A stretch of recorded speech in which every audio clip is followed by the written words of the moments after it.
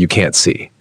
Imagine waking up tomorrow, nothing around you has changed. The same room, the same job, the same family, the same problems, yet somehow you feel lighter. The insults no longer sting. Success no longer makes you arrogant. Failure no longer makes you feel worthless. Praise doesn't control you. Criticism doesn't break you. Fear no longer decides your future.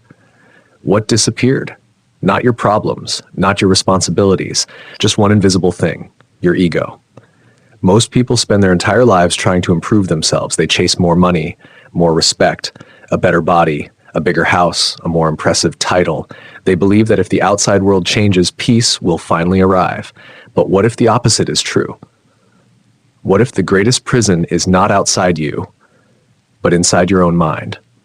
And what if a civilization discovered this truth centuries ago?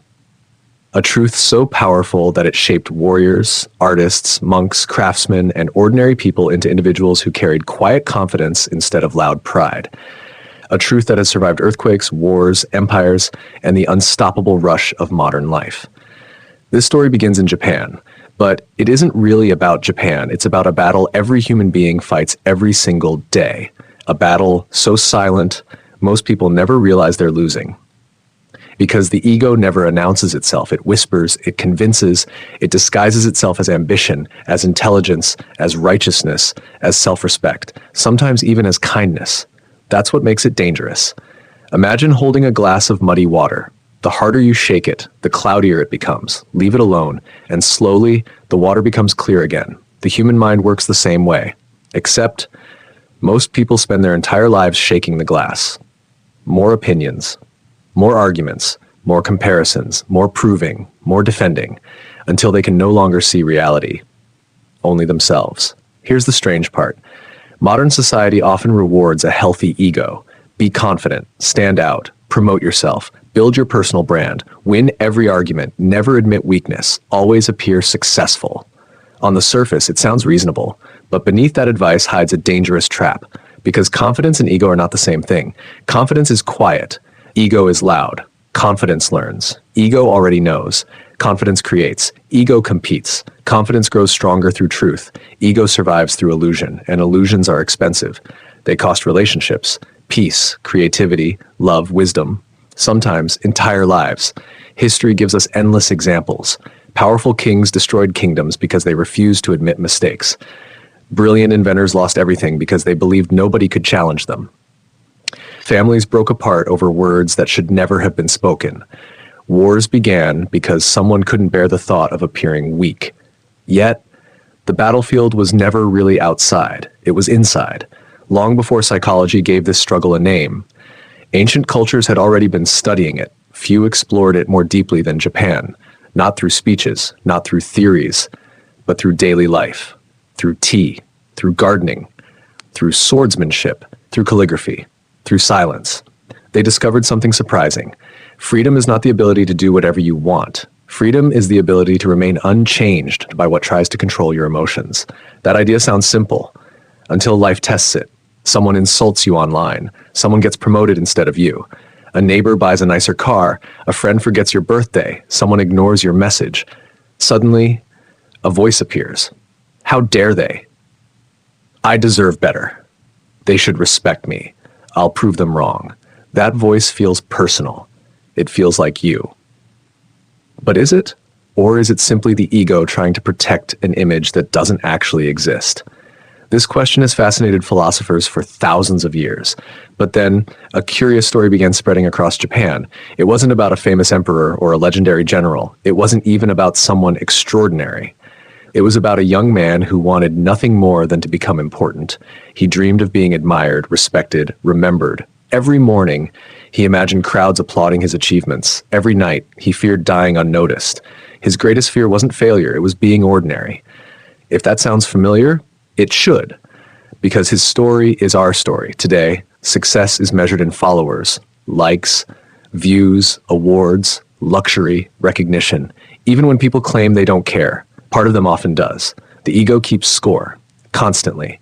Who earns more? Who looks younger? Who travels further? Who has the happier family? Who gets invited? Who gets ignored? Comparison becomes a full-time job. The strange thing is, no one ever wins, because there's always someone richer, smarter, more attractive, more successful. The finish line keeps moving, like chasing the horizon. You can spend your entire life running and never arrive. Japanese philosophy noticed this centuries ago. Instead of asking, how do I become greater than everyone else? Many masters asked a different question. What part of me keeps needing to be greater? Everything changes when the question changes, because now the enemy isn't another person. The enemy is an illusion. Imagine carrying a backpack since childhood. Every year someone secretly places another stone inside. Expectations, fear, pride, regret, jealousy, titles, opinions, status. Eventually, the weight feels normal. You could get you're carrying it. Then one day someone asks a simple question. What if you put the backpack down? At first, that sounds impossible. You've worn it your entire life. Who would you be without it? Here's where things become uncomfortable. Many people believe removing the ego means becoming weak, passive, invisible, unable to succeed. Japan tells a different story. Some of history's greatest warriors trained not to strengthen their ego, but to weaken it. That sounds backwards. After all, wouldn't a warrior need enormous pride?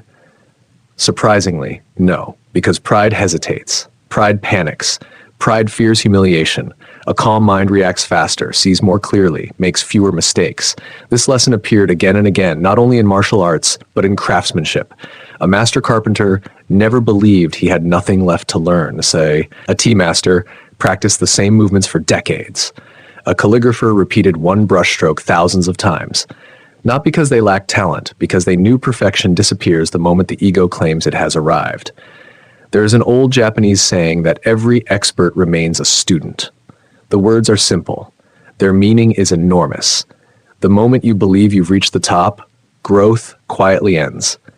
The ego loves conclusions. Wisdom loves questions. Modern neuroscience has begun uncovering something fascinating. Our brains naturally build stories about who we are. I'm successful. I'm unlucky. I'm smarter than others. I'm always overlooked. I'm the victim. I'm the hero. These stories become identities, and identities become prisons. Because once you believe a story, you unconsciously protect it, even when it's hurting you. Someone challenges your opinion. You don't hear new information. You hear a threat. Someone points out a mistake. You don't see an opportunity, you see an attack. The ego would rather stay wrong than feel embarrassed. Think about that. How many arguments, how many broken friendships, how many lost opportunities exist because someone couldn't say 3 simple words? I was wrong. Those words sound small, but they require extraordinary strength. Here's the paradox. The strongest people rarely need to prove they're strong.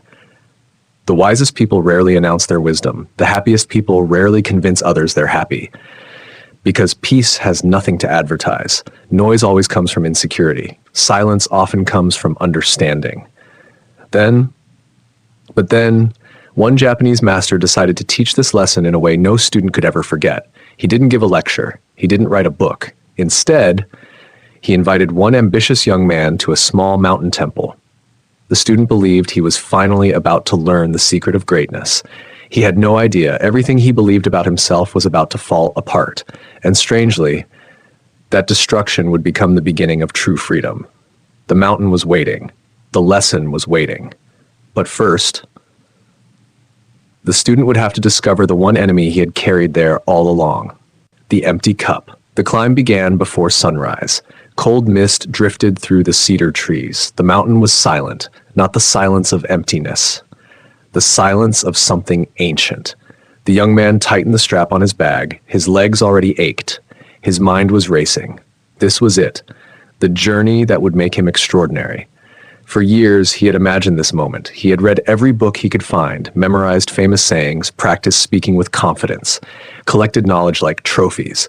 He believed wisdom was something you gathered, one lesson at a time, one achievement at a time, one victory at a time.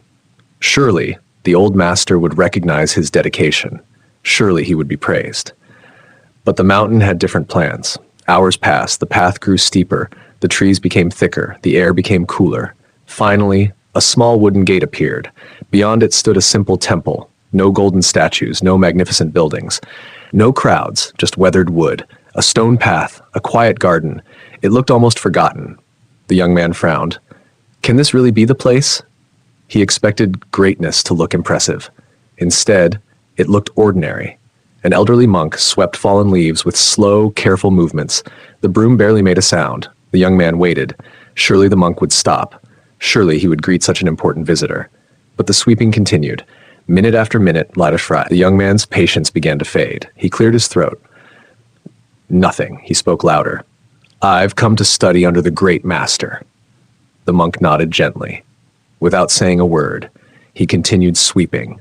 The young man's excitement slowly became irritation. Didn't this old man understand? He had traveled for days. He deserved at least a proper welcome. Finally, the monk leaned the broom against the wall. He looked into the young man's eyes. His face carried no judgment, only calm. You must be tired. The young man smiled. At last, recognition. Yes, come. We'll have tea. Tea? The young man blinked. He expected lessons, secret techniques, ancient wisdom. Instead, tea. Still, he followed. Inside the small room sat a low wooden table, 2 cups, a kettle, nothing more. The monk poured steaming tea into the first cup. The rich aroma filled the room. Then he kept pouring. The tea reached the rim, then flowed over the edge. It spilled onto the table, then onto the floor. The young man watched in disbelief. The monk never stopped. More tea, more spilling. Finally, the young man burst out. Stop! The cup is full. It can't hold any more. The monk quietly placed the kettle down. He smiled. So are you. The room became silent. The young man waited for the rest. Nothing came. That was the lesson. At first he didn't understand. He felt almost insulted. I'm here to learn. I've studied for years. I've worked harder than most people. I've earned this opportunity. The monk nodded. I know. And that's why your cup is full. The words landed like stones. The young man wanted to argue. He wanted to explain everything he knew. But something stopped him. Because deep inside, he sensed the monk was right. Have you ever noticed how difficult it is to change someone's mind? Not because they lack intelligence, but because their identity is protecting an opinion. When the ego hears new information, it asks only one question. Does this make me look wrong? If the answer is yes, the door closes. Modern psychology calls this confirmation bias. We naturally search for evidence that supports what we already believe. We ignore the rest. Not because we're evil, because the brain loves certainty. Certainty feels safe. Curiosity feels risky. But here's the strange part. Every great discovery began with someone admitting, I might be wrong. Science advances this way. Medicine advances this way. Relationships heal this way. Personal growth begins this way. Not with certainty, with humility. The monk lifted the overflowing cup. What enters a full cup? The young man remained silent. The monk answered his own question. Nothing. Knowledge is the same. If you arrive already convinced, you leave unchanged. Outside, a gentle breeze moved through the bamboo. The leaves whispered against one another. The young man listened. For the first time that day, he noticed the sound. Earlier, his thoughts had been too loud. The monk stood. Walk with me. They entered the garden. It wasn't perfectly arranged. Tiny weeds pushed between stones. One lantern leaned slightly. A few leaves rested on the moss. The young man pointed. You should remove those. The monk smiled. Why? They don't belong. The monk picked up a fallen maple leaf. He held it in his hand. Does autumn apologize? The young man frowned. No. Then why should this leaf? The monk placed it gently back on the ground. Nature never tries to impress anyone. It simply becomes what it is. The words echoed in the young man's mind. How much of his life had been spent trying to impress people? The right clothes, the right words, the right achievements, the right image. Even his kindness had sometimes been performed, not given freely. The ego is clever. It can turn generosity into performance, humility into pride, success into addiction, even spirituality into competition. Someone meditates longer. Someone reads more philosophy. Someone appears wiser. Suddenly, the ego returns wearing different clothes. The monk seemed to read his thoughts. The ego never disappears by changing costumes. It disappears when it is seen. That sentence stayed with him because most enemies hide. The ego hides best of all. It becomes invisible precisely because it speaks in your own voice. I deserve more. They don't appreciate me. I'm better. I'm worse. I need to prove myself. The voice never stops talking. The problem is, most people think the voice is who they are, but what if it's only noise? Imagine standing beside a river. Leaves float past. Some are large, some are small. You watch them drift away. Now imagine trying to grab every leaf. You'd exhaust yourself. Thoughts are the same. Most don't need to be caught. They only need to be noticed. The monk led the young man to a shallow pond. The water reflected the sky perfectly until the monk touched it. Ripples spread across the surface. The reflection disappeared. When the mind is disturbed, you don't see reality. You see distortion. He waited. Then the water slowly became still again. The clouds returned, the trees returned, the sky returned. Peace is not created. It is revealed. The young man stared into the pond. His own reflection appeared. For the first time, he didn't see confidence. He didn't see intelligence. He didn't even see ambition. He saw someone who had spent years chasing approval. Someone terrified of being ordinary. Someone who believed his worth depended on being admired. The realization hurt. But strangely, it also felt freeing, because if that story wasn't true, perhaps another life was possible. As the sun began to set, the temple bells echoed across the valley. Their sound rolled through the mountains like distant thunder. The monk lit a small lantern. Its warm glow barely reached beyond the doorway, yet it pushed back the darkness around it. "You don't need to light the whole mountain," the monk said softly. "Only the next step." The young man looked up. For the first time since arriving, he stopped wondering how to become great. Instead, he asked a different question. Who would I be without needing to become greater than anyone? The monk smiled. He had been waiting for that question, but the answer would not come through words. It would come through a challenge, one that seemed impossibly simple. For the next 30 days, the young man would not study, he would not debate, he would not seek praise, he would not even touch a sword. Instead, he would be asked to perform the smallest, most ordinary tasks imaginable: cleaning, cooking, carrying water, sweeping leaves. The young man couldn't understand why. How could such simple work possibly defeat something as powerful as the ego? The answer was hidden inside those ordinary moments. And before long, one simple broom would teach him more about freedom than all the books he'd ever read. The broom that changed everything. The next morning began before the sun. A wooden bell echoed through the mountain. Once, twice, then silence. The young man opened his eyes. For a moment, he forgot where he was. Then reality returned. Today, he thought, the real training begins. Surely the master would finally reveal the ancient secrets he had traveled so far to learn. He hurried outside. The monk was already waiting. Without a word, the old man handed him a broom. The young man looked at it, then at the monk, then back at the broom. "Where is today's lesson?" The monk simply smiled. "It is in your hands." The young man frowned. "This?" "Yes." He waited for an explanation. None came. The monk quietly walked away. The young man stood alone, a broom in his hands, a courtyard covered with fallen leaves. This couldn't be right. He hadn't climbed a mountain to become a cleaner. He had come to become wise. Still, he began sweeping. At first, his movements were careless, fast, impatient. He pushed leaves into uneven piles, dust filled the air, twigs scattered across the stones. Every few minutes, he glanced around. Was the monk watching? Was this some kind of hidden test? An hour passed. The work felt meaningless. His shoulders ached. His thoughts became louder. I should be learning something important. I'm wasting my time. Anyone could do this. I deserve better. The broom continued moving. But the real battle was no longer happening on the ground. It was happening inside his mind. That is the strange thing about ordinary work. It exposes extraordinary thoughts.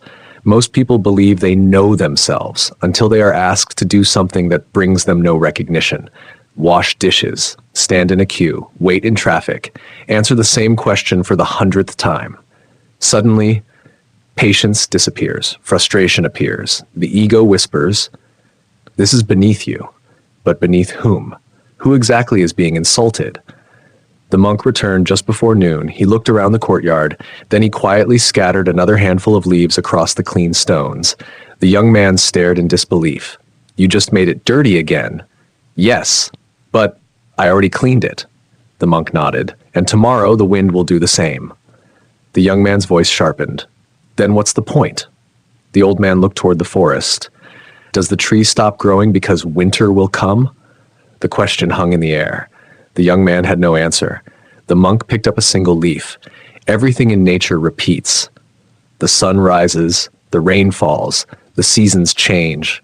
Yet only humans ask, Why must I do this again? The young man looked down at the broom. For the first time, he realized he wasn't angry about the leaves. He was angry because no one would admire him for removing them. That thought unsettled him. How much of his life had been driven by applause? How many choices had he made? Not because they were meaningful, but because they were visible? The ego has a remarkable appetite.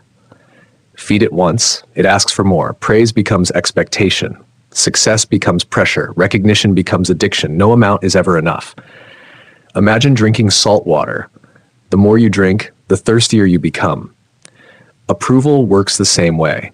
At first, one compliment feels wonderful. Soon, you need another, then another. Eventually, silence feels like rejection. The monk seemed to know this. Every task he gave the young man had one thing in common. No audience, no reward, no applause, only the work itself. Days passed.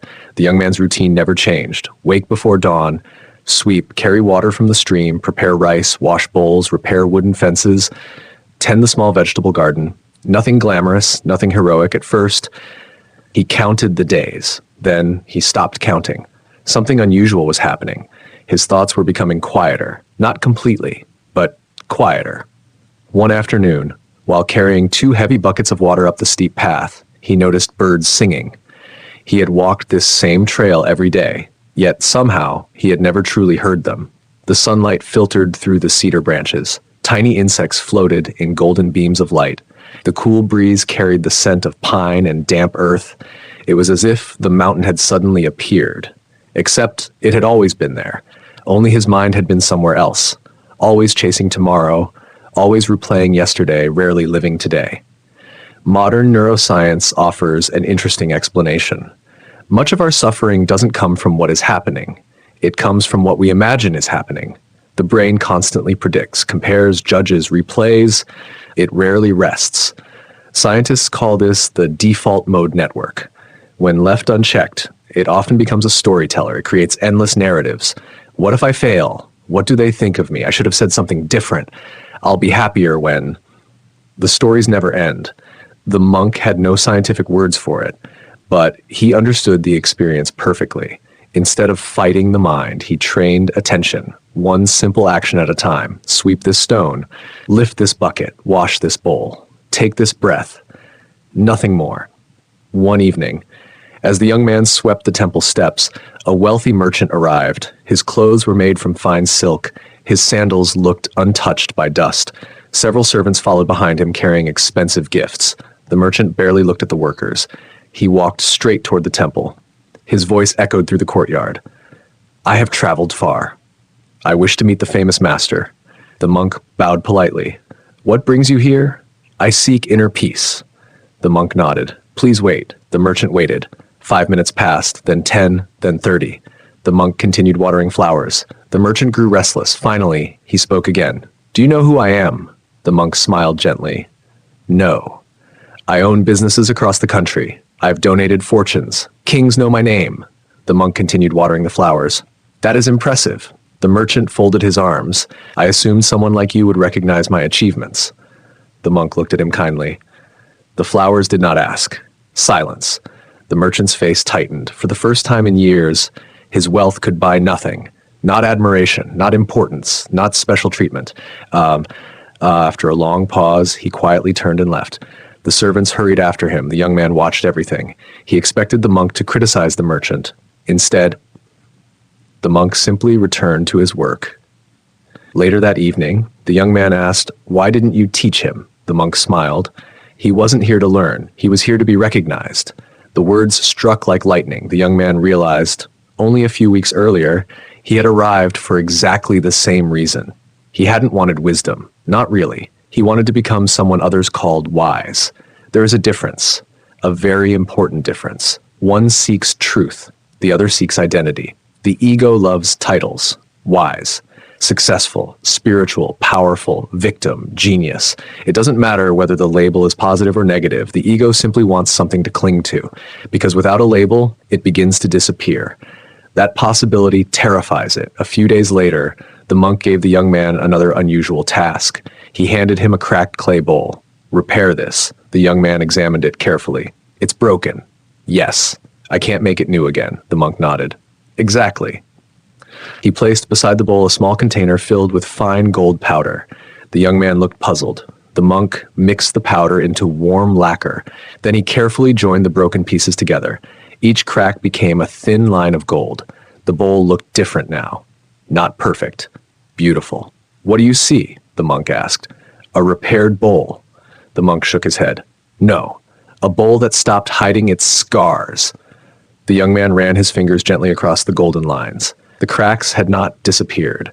They had become part of the bowl's story. The monk spoke softly.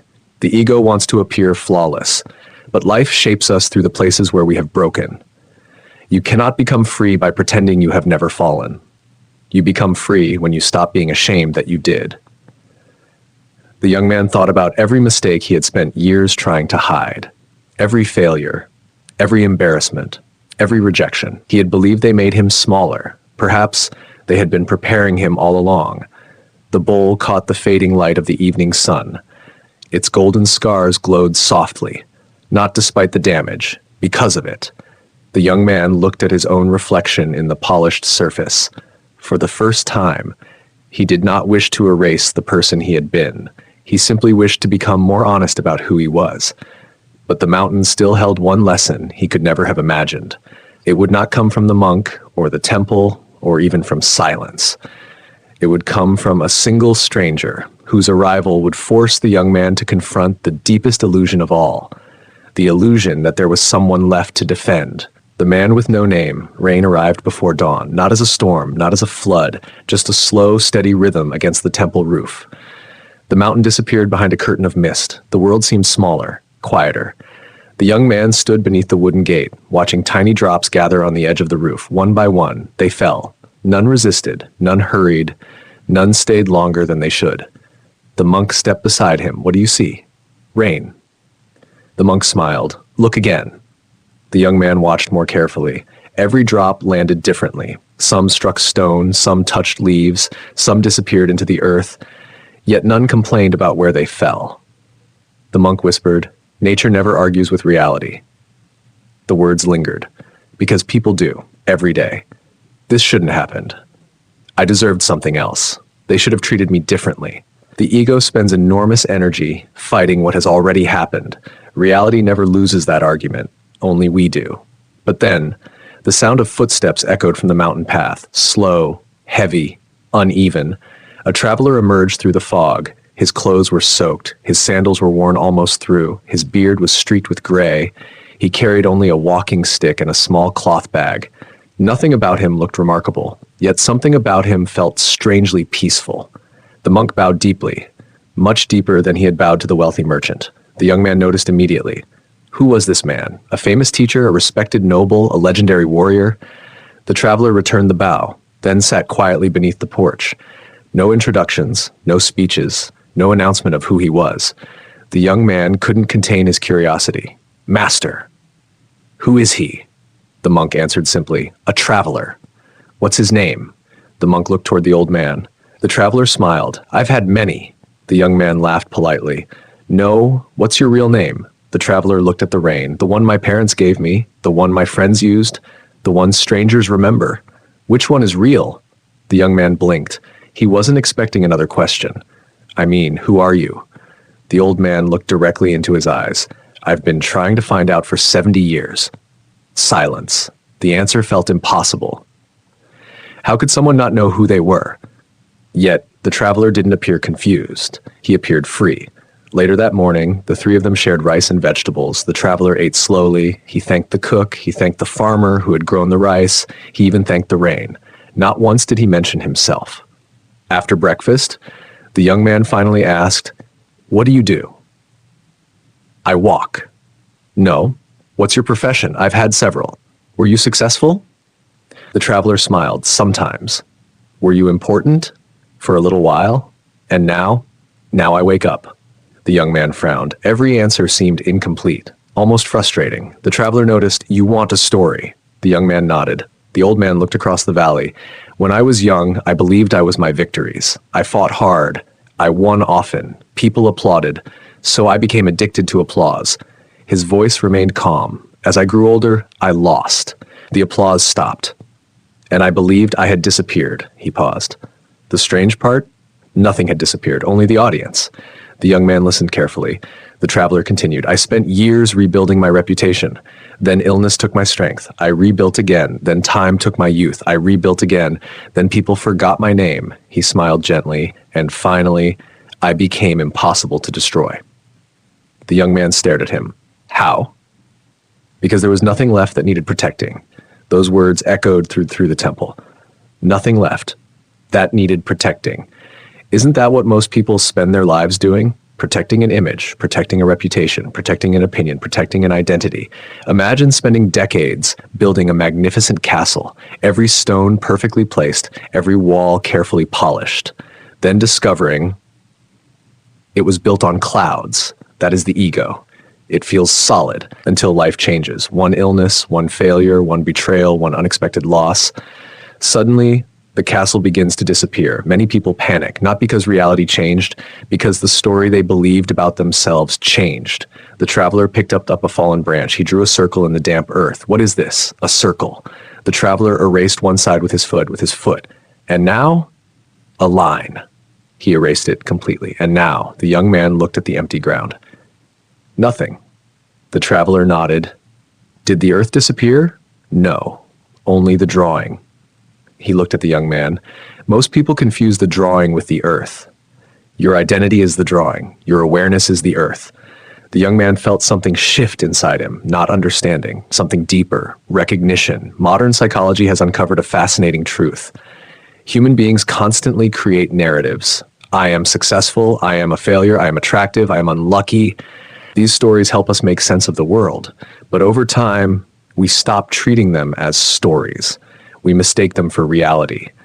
When someone questions the story, it feels as though they are questioning our existence. The ego rushes to defend it, not because the story is true, because it feels familiar. The traveler stood. Come with me. They walked deeper into the forest. The rain had stopped. Water dripped slowly from the branches. Every leaf shimmered. Eventually, they reached an old cedar tree. Its trunk was scarred. Lightning had split one side decades earlier. One great branch had fallen, yet the tree stood taller than all the others. The traveler rested his hand on its rough bark. This tree has every reason to hate the storm. But look, fresh green needles covered its branches. Birds nested among them. Life continued. The tree carried its scars. It did not become its scars. The young man reached out and touched the bark. The deep wound had become part of the trunk. Not hidden, not repaired, simply accepted. The traveler spoke softly. Acceptance is often mistaken for surrender. It is not. Surrender says, I give up. Acceptance says, this is where I begin.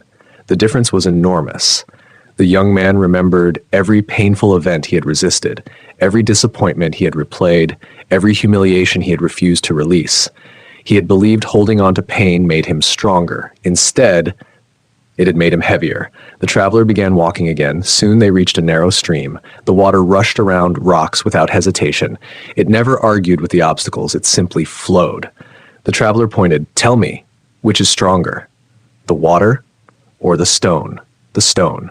The traveler smiled. Return in 1,000 years. The young man understood. Water does not conquer through force. It conquers through persistence, gentleness, patience. The ego loves force. Life often favors flexibility. This is why the strongest bamboo bends in the wind. The stiff tree breaks first. As the afternoon faded, they returned to the temple. The monk was waiting. Without a word, he placed 3 bowls on the table. One was made of polished silver, one of smooth wood, one of ordinary clay. He filled each with the same simple soup. The traveler chose the clay bowl. The monk chose the wooden one. The silver bowl remained before the young man. He smiled. Perhaps this was finally a sign of honor. The traveler quietly exchanged bowls with him. The young man looked surprised. Why? The traveler asked. Did the soup change? No. Then why did your feelings? The question landed with startling force. Nothing about the meal had changed, only the container. Yet his mind had immediately attached meaning to it. Special, important, valuable. How often had he done the same with clothes, jobs, titles, cars, homes, even people? Judging the bowl, instead of tasting the soup that evening, the young man could not sleep. He lay awake listening to the wind move through the trees. The traveler's words returned again and again, nothing left that needed protecting. Was such a life really possible? Could someone walk through praise and criticism with equal calm? Could success be enjoyed without becoming chained to it? Could failure be experienced without becoming defined by it? The questions remained unanswered, but something inside him had begun to loosen. Like a knot tied so long ago, he had forgotten it was there. Just before dawn, the traveler quietly packed his small cloth bag, no ceremony, no farewell speech, only a gentle bow. The young man hurried after him. "Wait, I still have so many questions." The old man smiled. "So did I. When will I see you again?" The traveler looked toward the winding mountain path. "If you stop looking for me, perhaps." And with that, he disappeared into the morning mist.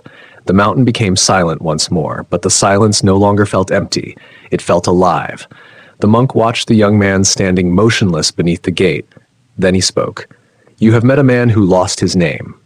The young man nodded slowly. The monk continued. "Now, you must meet the one inside yourself who still refuses to let go of his." The greatest lesson of the mountain had not yet begun, because letting go of pride was difficult. Letting go of identity would demand everything. The mask you never knew you were wearing. The morning arrived without color. A blanket of fog covered the valley. The mountains looked like silent giants hidden beneath the clouds. The young man stood outside the temple.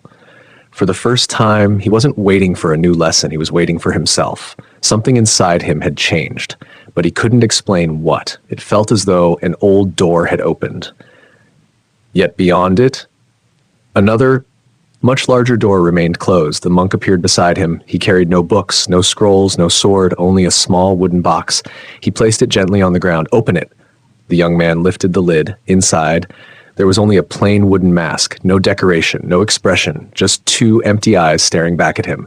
He looked confused. "What is this?" The monk answered quietly. "You." The young man laughed. "It looks nothing like me." The monk nodded. "Exactly." He picked up the mask. Most people spend their entire lives protecting something that isn't their real face. The young man became silent. The monk held the mask in front of him. When you speak differently to powerful people than you do to ordinary people, this mask appears. When you pretend to know something you don't, the mask appears.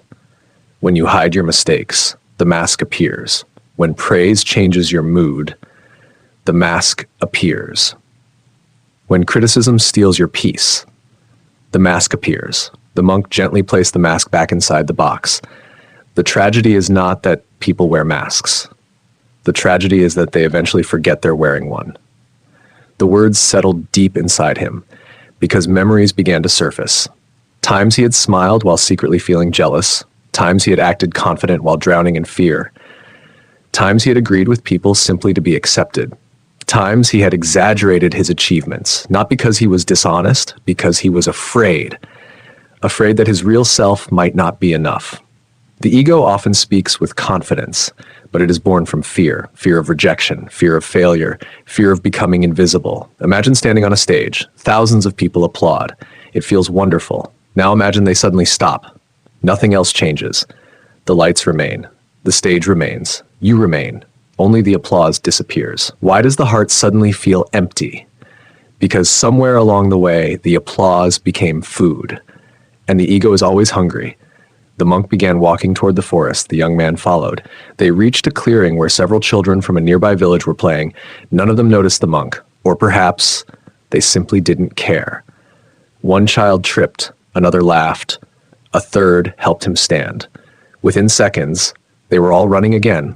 No pride, no embarrassment, no scorekeeping. The monk watched them quietly. "What do you notice?" "They're happy." "Why?" The young man searched for an answer. "They're children." The monk smiled.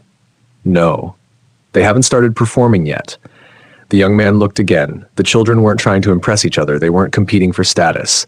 One moment they argued. The next, they laughed together. Nothing lingered. Nothing was carried. Adults often do the opposite. One careless sentence can become resentment for years. One insult can shape an entire identity. One failure can become a lifelong story. The ego remembers every wound. Wisdom remembers every lesson. There is a difference. As they continued walking, the monk stopped beside a quiet stream. The water was perfectly clear. He picked up a small stone, then another. He handed both to the young man. "Hold them." The young man did. They were surprisingly heavy. "Now, keep holding them." Minutes passed. His hands began to ache. The monk asked, "Are the stones becoming heavier?" "No." "Then why do they feel heavier?" "Because I've been carrying them." The monk nodded. Exactly. He pointed toward the stream. Pain is often like the stone. It arrives. But suffering, he looked at the young man, is the carrying. The young man slowly opened his hands. The stones dropped into the water. Ripples spread across the surface. Then, everything became still again. How many invisible stones had he been carrying? Old arguments, embarrassing memories, people who never apologized, dreams that never came true. Each memory had become another weight, not because life forced him to carry it, because he refused to put it down. Modern brain research has discovered something remarkable. The brain strengthens whatever it repeats. Think the same fearful thought every day. It becomes easier to think tomorrow. Replay the same anger. It grows stronger. Repeat gratitude. That pathway strengthens instead. Attention is like water. Whatever it flows toward begins to grow. The monk had known this without laboratories. He simply called it practice. Practice patience, practice presence, practice kindness, practice letting go. Not once, every day. The young man suddenly remembered something. The traveler said he became impossible to destroy. The monk nodded. Yes, I think I understand now. Do you? The young man hesitated. I think. He stopped protecting an image. The monk smiled. A good beginning, but not the whole answer. He reached into the stream, scooped up a handful of water, then opened his fingers. The water slipped away effortlessly. The ego closes its fist. Wisdom opens its hand. Neither tries to possess life. One trusts it. The other fears losing it. Late that afternoon, the monk gave the young man one final task. Go into the village. Help anyone who needs it. But they must never know who helped them. The young man looked puzzled. Why? The monk answered with another question. If nobody knows you were kind, were you still kind? The question struck him harder than any lesson before. He walked into the village. An elderly woman struggled to carry firewood. He quietly stacked it outside her home before she returned. A broken fence leaned dangerously beside a small field. He repaired it before sunrise. Someone had left tools scattered after a storm. He gathered them neatly. No one thanked him. No one praised him. No one even knew. At first, his ego complained. This doesn't count. No one will appreciate it. Then, something unexpected happened. For the first time, helping someone felt lighter. There was no performance, no audience, no hidden expectation, just the work, just the moment. Just the quiet satisfaction of knowing that someone else's day would be a little easier. He returned to the temple after sunset. The monk was waiting. How was your day? The young man smiled. It was peaceful. The monk noticed the hesitation. Different from happiness? The young man thought carefully. Happiness comes and goes, but peace, it stayed. The monk's eyes softened. Now you are beginning to understand. Many people spend their lives chasing happiness, but happiness depends on circumstances. Peace depends on awareness. One can disappear overnight, the other can remain, even in difficult times. That night, the young man climbed to the highest point on the mountain alone. The stars stretched across the sky like rivers of light. He realized something extraordinary. The stars had always been there. The mountain had always been there. The wind had always been there. The only thing that had changed was the noise inside his own mind. For years, he believed freedom meant controlling the world. Now he understood. Freedom meant no longer being controlled by every thought that entered his head. He closed his eyes. The silence no longer felt empty. It felt like home. Yet as dawn approached, the monk appeared beside him once again. His face was calm, but there was something different in his eyes, a quiet seriousness. You have learned to see the ego. The young man nodded. You have learned to question it. Another nod. The monk looked toward the endless horizon. Good. Because seeing the prison is not the same as escaping it. The young man's heartbeat quickened. He thought the journey was nearly over. Instead, he realized it had only just begun. Beyond the mountain waited the real world. Crowded streets, success, failure, love, loss, temptation, conflict. The lessons of the temple would soon be tested where they mattered most. And there, Far from the safety of silence, the ego would make one final attempt to reclaim its throne. The mountain was quiet. The morning air carried the scent of pine and wet earth. The first rays of sunlight reached the temple roof. The young man stood at the gate with the same small bag he had carried weeks before. It weighed exactly the same, yet somehow it felt lighter. Not because anything had been removed, because something invisible had been released. The monk walked beside him. Neither spoke. Some farewells need no words. Finally, the old master stopped. The mountain has taught you enough. The young man looked surprised. I still have so much to learn. The monk nodded. And that is why you are ready. The young man smiled. Months ago, he would have taken those words as praise. Now, he heard them as responsibility. The monk looked down the winding path. Remember this. The mountain is easy. The marketplace is difficult. The young man frowned. The marketplace? The world below. He understood.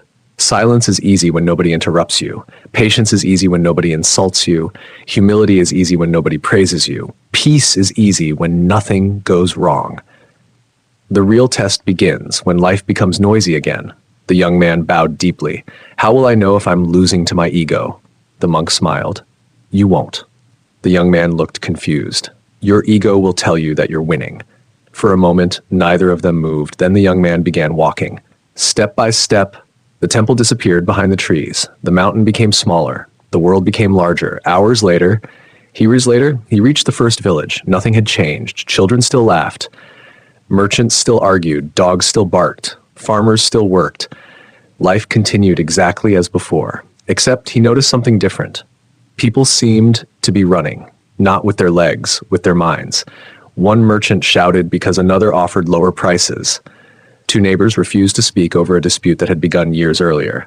A father scolded his son for dropping a basket. The boy lowered his head, ashamed. The young man recognized that feeling immediately. He had lived inside it for years.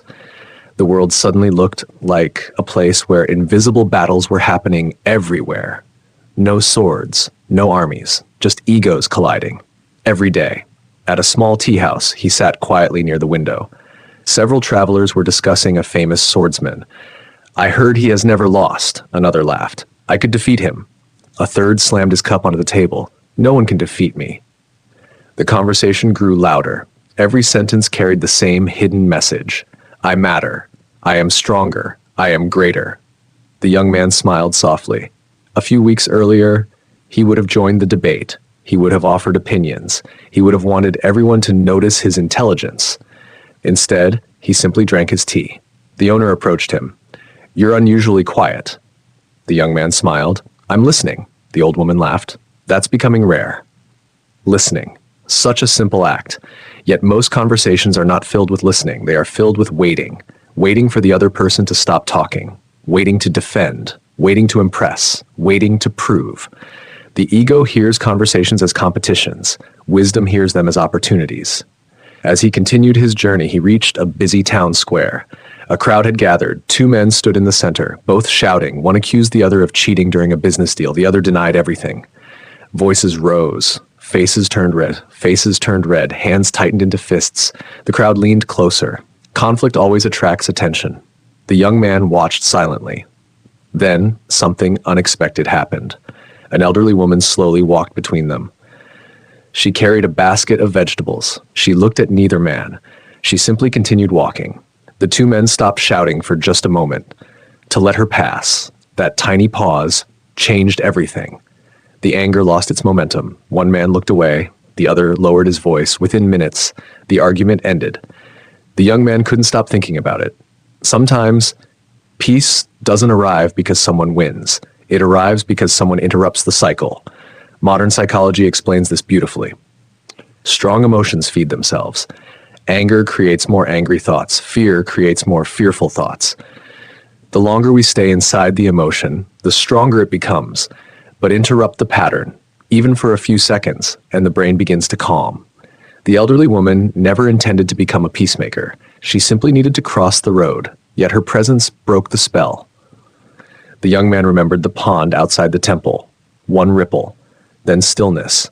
Life worked the same way. Several days later, he arrived in the town where he had grown up. Everything looked smaller, the streets, the houses, even the old market. Or perhaps he had simply been seeing them through different eyes. Neighbors recognized him immediately. "You've returned. You've changed. You look different." He smiled politely. Inside, he noticed something curious. The compliments felt pleasant, but they no longer controlled him. Nor did he crave more. The monk had been right. Praise is dangerous only when it becomes food. That evening, old friends invited him to dinner. At first, everything felt familiar. Stories, laughter, memories. Then, one friend looked at him and laughed. "So, you've become one of those mountain philosophers?" The table erupted in laughter. Months ago, those words would have burned. He would have defended himself, explained himself, proved himself. Instead, he laughed too. Perhaps. Nothing more. The conversation moved on. Later, one of the friends pulled him aside. "I don't understand. Why weren't you offended?" The young man thought for a moment. "Because he wasn't talking about me." His friend frowned. Who was he talking about? The person he imagined. Silence. How often do people argue, not with reality, but with the image they have created of someone else? We see labels: rich, poor, liberal, conservative, successful, failure, genius, lazy. Then we react to the label, not the human being. The ego loves labels. They simplify a complicated world, but they also blind us.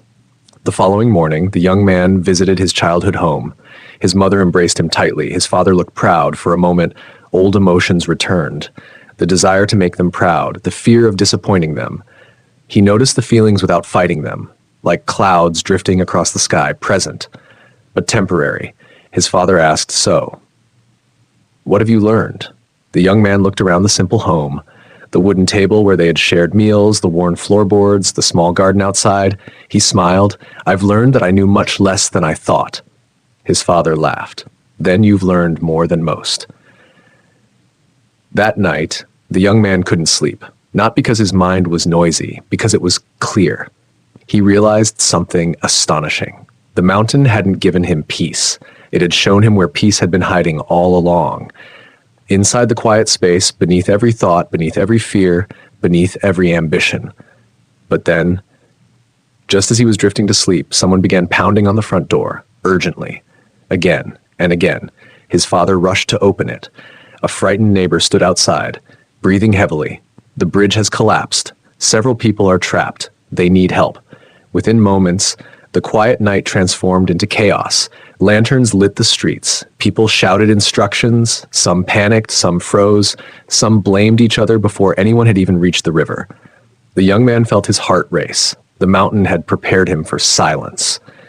Now, life was bringing him into the storm, and before sunrise, he would discover whether the lessons he had learned were merely beautiful ideas or something strong enough to survive real fear, the bridge between fear and freedom. The river roared through the darkness, not with anger, with indifference. It had flowed through this valley for centuries. It did not know a bridge had collapsed. It did not know people were afraid. Nature rarely pauses for human plans. The young man ran with the others toward the riverbank. Lanterns flickered in the cold wind. Their light danced across frightened faces. The wooden bridge had split almost in half. Broken beams floated downstream. The current pulled them away as if they weighed nothing. Voices echoed across the water. "Help! We're over here!" A mother clutched her young daughter on a section of the bridge that still stood. An old farmer gripped a cracked support beam. Two travelers had climbed onto a large rock in the middle of the river. Panic spread faster than the current. Everyone was talking. Almost no one was thinking. One man shouted, "It's hopeless." Another blamed the builders. Someone accused the village chief. Another began arguing about whose responsibility it was. The young man watched. Nothing had been solved. The ego had arrived before the rescuers. The monk's words returned to him. "The marketplace is difficult." This was the marketplace. Not shops, not crowds. Moments when emotions became louder than wisdom. A village elder stepped forward. "We need ropes." 3 people ran in different directions. Another shouted, "No, we need ladders." Someone else insisted, "Wait for sunrise." Every voice believed it was right. Every voice wanted control. Every voice feared being wrong. The young man closed his eyes just for one breath, one slow, quiet breath. The river was still roaring. People were still shouting, but inside, something remained calm. For the first time, he understood what the mountain had really taught him. Peace is not the absence of chaos. Peace is remaining clear. Inside chaos. He opened his eyes. The noise no longer pulled him in. He noticed things others had missed. A strong oak tree stood near the riverbank. A fishing boat rested upside down nearby. Several thick ropes hung outside a storage shed. The answers had been there all along. They had simply been hidden beneath panic. He walked to the elder. "We can anchor a rope to the oak tree. We'll use the boat to reach the travelers." The elder looked at him carefully. "Will it work? I don't know. But shouting won't." For a brief moment, nobody spoke. Then everyone moved. Within minutes, the rope was tied securely around the massive tree. 4 villagers held it tightly. The boat entered the river. The current pushed hard against it. Every stroke of the oars mattered. The young man stood on the shore, not giving orders, helping wherever he was needed, pulling ropes, steadying people, lifting children into waiting arms. Hours passed, one by one. Everyone reached safety. The mother, the little girl, the old farmer, the stranded travelers, no lives were lost.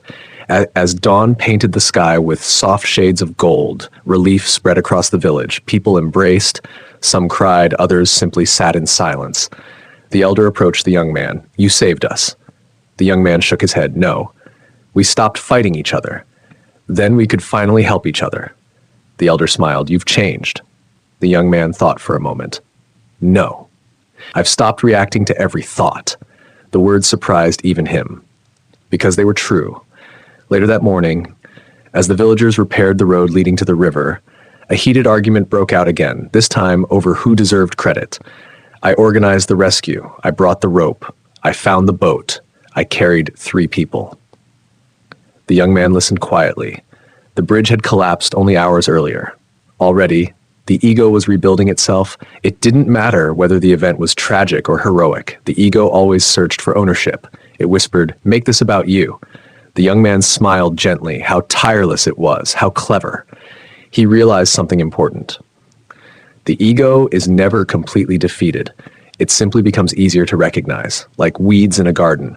Pull them once, they return. Ignore them, they spread. The work is continuous. Not because freedom is impossible, because awareness must remain alive. Several days later, the damaged bridge became the center of the village. Carpenters arrived, farmers volunteered, children carried small pieces of wood, old women prepared meals for the workers. Rich and poor worked side by side. Nobody asked who deserved the greatest praise, they simply built. Watching them, the young man remembered the temple courtyard.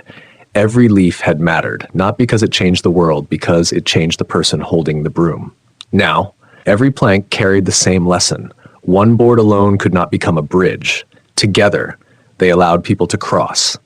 Human beings were no different. The ego says, stand above everyone. Wisdom says, stand with everyone. One evening, a young carpenter approached him. "I've heard you studied with a great master." The young man laughed softly. "I studied with many leaves." The carpenter looked confused. "I don't understand." "Neither did I." At first, the carpenter hesitated. "Can you teach me?" The young man looked toward the nearly completed bridge. "I can tell you what I learned, but your life must become the teacher." The carpenter frowned. "I was hoping for something simpler." The young man smiled. "So was I." They both laughed. Then the young man picked up a rough wooden plank. He handed it to the carpenter. "What do you see?" "A board." "And before that?" The carpenter paused. "A tree." "And before that? A seed." The young man nodded to her. "Everything meaningful grows slowly. So does freedom. You cannot force it. You can only nurture it." The carpenter ran his hand across the wood. It still carried the faint scent of the forest. Nothing rushed, nothing wasted. Nature had never been impatient, only people were. That night, the young man stood on the newly rebuilt bridge. The river below looked exactly the same. It hadn't changed after the collapse, or after the rescue. The river simply continued flowing. He suddenly understood another lesson. Life is like the river. Events come and go. People enter and leave. Success arrives. Failure follows. Joy appears. Grief visits. Everything moves. Everything changes. The ego tries to hold the water still. Wisdom learns how to flow with it. As he looked at the stars reflected in the current, he heard footsteps behind him. An old traveler had stopped at the bridge. His face was unfamiliar. His clothes were covered with dust from a long journey. He looked at the young man and asked a simple question. "Can you tell me the way to the mountain temple?" The young man smiled. For a long moment, he said nothing. Then he pointed toward the distant peaks. The path begins there. The traveler thanked him and started walking. But after only a few steps, the young man called out, "One more thing." The traveler turned. "If you reach the mountain hoping to become someone, you may return disappointed. But if you climb hoping to discover who you are without pretending, the mountain will welcome you." The traveler smiled, not because he fully understood, because something in those words felt true. He continued toward the mountains. The young man watched until he disappeared into the fading light.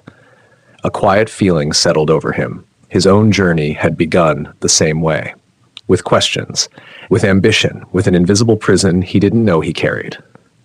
Now, another traveler had taken the first step. The cycle continued, but far away, beyond the mountains, beyond the villages, beyond everything the young man had ever known, a challenge was waiting that no temple, no monk, and no quiet forest could fully prepare him for. Because the greatest test of the human ego doesn't happen in isolation. It happens when power, fame, and success finally arrive. The moment success knocks, years passed. The seasons never stopped turning. Spring painted the mountains with blossoms. Summer filled the valleys with green. Autumn covered the paths with crimson leaves. Winter buried everything beneath quiet snow. The young man no longer counted the years. He no longer measured life by accomplishments. He measured it by awareness. One breath, one conversation, one ordinary day at a time. But life has a curious habit. It often tests us, just when we think the lesson is over. The rebuilt bridge became famous throughout the region. Travelers stopped to admire its craftsmanship. Merchants used it every day. Villagers spoke about the rescue with gratitude. And wherever the story traveled, one name traveled with it. The young man's.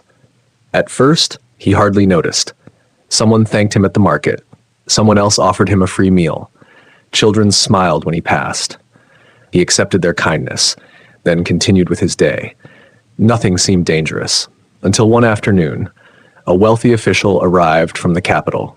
His horse wore polished leather. His robes were embroidered with gold thread. Several guards followed behind him. The village gathered immediately. The official asked only one question. "Where is the man who organized the rescue?" The crowd pointed toward the young man. He stepped forward and bowed. The official smiled broadly. "I've heard remarkable things about you. I have an offer." The village fell silent. "I oversee projects throughout the province. We need capable leaders. Come with me. You'll have influence, wealth, respect, and a position many dream about." The words hung in the air. Months ago, the young man would have accepted before the sentence had finished. Now, he simply listened. The official mistook his silence for uncertainty. "I'll triple whatever you earn now." The young man smiled politely. "I appreciate your generosity." The official leaned closer. "Do you understand what I'm offering? People spend their entire lives chasing opportunities like this." The young man nodded. "I know. And I would like one night to think." The official seemed surprised. "Very well. I'll return tomorrow." As the horses disappeared down the road, the villagers surrounded him. "You must go. This is your chance. You'll become famous. You'll never receive another offer like this." The voices blended together. Excitement spread through the crowd. That evening, the young man walked alone beside the river, the same river that had nearly taken lives years before. Its water flowed as calmly as ever. He sat on a smooth stone and listened, not to the river, to himself. A quiet voice whispered, "You've earned this." Another replied, "Imagine what people will think." Another said, "You could finally become someone important." He smiled. There it was, the ego, not shouting, not demanding, simply whispering. Much more dangerous. The ego rarely attacks openly. It negotiates. It makes reasonable arguments. It wears the mask of opportunity. The young man closed his eyes. He remembered the overflowing teacup, the cracked bowl filled with gold, the traveler with no name, the children playing without pretending, the bridge, the broom. Every lesson returned like old friends. Then, a different question appeared. Not, "What will I gain?" but, "What might I lose?" Would success steal his peace? Would status quietly become identity? Would admiration become another addiction? He had seen it happen before. Not only to rulers, to ordinary people. A promotion became their personality. A business became their worth. A title became their entire identity. Then one day, the title disappeared, and so did they. Modern psychology calls this identity fusion. People become so connected to a role that losing the role feels like losing themselves. The retired athlete, the former executive, the famous performer whose audience moves on. When identity depends entirely on achievement becomes a prison. The next morning, the official returned. "So, have you decided?" The young man nodded. "I have, I'll accept." The villagers cheered. But before the official could speak, the young man continued. "On one condition." The official raised an eyebrow. "Name it." "If I ever find myself protecting my position more than serving people, I will leave." The official laughed. "That's all?" "Yes." The official extended his hand. "Agreed." Months later, the young man arrived in the capital. The city felt like another world. Stone roads stretched for miles. Markets overflowed with goods from distant lands. Temples rose above crowded streets. Music echoed through busy squares. Everywhere he looked, people hurried. Everyone seemed to be chasing something. More money, more influence, more recognition. The pace never stopped. At first, he simply observed. Then, he noticed something unsettling. The capital rewarded ego. The loudest voices were often heard first. Those who boasted appeared confident. Those who exaggerated were praised. Those who admitted uncertainty were often ignored. The mountain had taught one language. The city spoke another. His first council meeting proved it. Officials argued over almost everything, not because the problems were difficult, because nobody wanted to appear wrong. One man interrupted constantly. Another dismissed every new idea. A third took credit for work done by others. The young man remained silent. When the room finally grew quiet, the chief official looked at him. "You haven't said a word." The young man answered calmly, "I was trying to understand the problem before becoming part of it." Silence filled the room. Several officials shifted uncomfortably. One of them laughed nervously. Another looked down. The meeting changed, not because he had spoken loudly, because he had spoken without needing to win. Over the following months, people began seeking his advice, not because he claimed to know everything, because he listened, really listened. Strangely, that had become rare. One evening, a young clerk approached him. "I don't understand. The more respected you become, the less you seem interested in being respected." The young man smiled. "When I chased respect, it always stayed just out of reach. When I stopped chasing it, it stopped controlling me." The clerk stood quietly, trying to understand. The young man looked out over the city lights. "Respect is like a shadow. Run after it, and it keeps moving. Walk your own path, and it quietly follows." The clerk never forgot those words. Neither did the young man, because even as his reputation grew, he noticed something unsettling. People had begun placing him on a pedestal. They called him wise, calm, different. Some even spoke as though he never made mistakes, and somewhere deep inside, a tiny voice whispered, "Perhaps they're right." It lasted only a second, but he recognized it immediately. The ego had returned. Life, not wearing the clothes of pride, wearing the robes of humility, it had become proud of being humble. He almost laughed aloud. The ego was more creative than he had ever imagined. Just when he believed he had escaped it, it had quietly changed its disguise, and he realized the greatest danger was no longer failure. It was believing the journey was complete, the invisible crown. The whisper was almost impossible to hear. It had no sound, no face, no shape, yet it carried enormous power. You've changed. You've become wiser than most. You've finally arrived. The young man recognized the voice immediately. It was the same voice that had once craved praise, the same voice that wanted admiration, the same voice that feared being ordinary. Only now, it had learned new words. Instead of saying, "Become important," it whispered, "Become the most humble." The ego had not disappeared. It had evolved, and that made it far more dangerous. Because pride is easiest to recognize when it is loud. It is much harder to recognize when it is silent. Weeks later, the capital hosted its annual gathering of scholars, philosophers, judges, poets, generals, teachers. People traveled from every corner of the country. They came to exchange ideas, to solve disputes, to discuss the future. The young man received an invitation. He almost declined, but the chief official smiled. "Go. Not to impress anyone. Go to learn." So he accepted. The great hall was magnificent. Towering wooden pillars stretched toward the ceiling. Hundreds of lanterns filled the room with warm golden light. Long tables held books from distant provinces. The finest minds in the country filled the hall, or so everyone believed. The discussions began peacefully. Questions about farming, trade, justice, education. Then, one elderly scholar stood. His beard reached almost to his waist. His reputation was legendary. People became silent immediately. He looked around the room, then asked a simple question. What is the greatest obstacle to wisdom? Hands rose everywhere. Ignorance, poverty, fear, violence, corruption. The scholar nodded politely after each answer. Then his eyes settled on the young man. And you? The room turned. Every face looked toward him. He felt the familiar pull, the desire to give the perfect answer, the clever answer, the memorable answer. Then he noticed it. The ego. Again. Waiting. Smiling. He took one slow breath, then answered, believing you've already found wisdom. The hall became completely still. The old scholar smiled. Why? The young man looked around the room. Because ignorance asks questions. Pride stops asking. The scholar closed his eyes, almost as though remembering something from long ago. When he opened them, he bowed, not deeply, but sincerely. Good. Keep asking. The discussion moved on. Yet the young man felt no excitement, no victory, only gratitude, because years earlier, he would have spent the rest of the day replaying the moment, wondering who admired him, wondering who disagreed. Now, the conversation simply became another step on the journey. That evening, a lavish banquet was held. Musicians played softly, servants carried beautiful dishes, people laughed. Stories filled the room. The young man sat quietly near the end of one table. He noticed something interesting. Everyone was talking. Almost nobody was curious. One official spoke endlessly about his achievements. Another listed every important person he had met. A famous poet recited his own work for nearly an hour. Each story carried the same hidden message.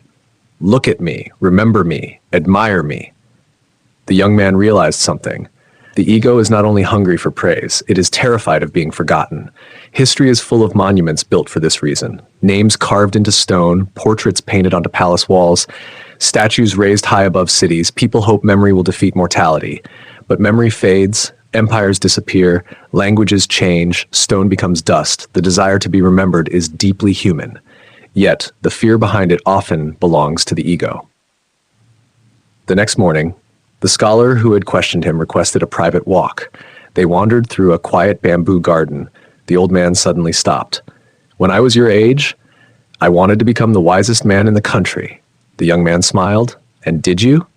The scholar laughed. I became the most exhausted. They continued walking. I spent decades collecting knowledge. Books, teachers, travels, debates. My mind became full. My heart remained restless. He paused beside a small pond. Then one day, my teacher asked me something. The young man waited. He asked, which weighs more? A library, or one unnecessary opinion. The young man smiled. The scholar continued. It took me 20 years to answer. What was the answer? The opinion. The young man looked puzzled. The scholar knelt beside the pond. You can close a library. You can leave it behind. But one opinion protected by the ego can imprison an entire life. Modern neuroscience reveals something remarkable. The brain rewards certainty. When we believe we are right, reward centers become active. We feel good.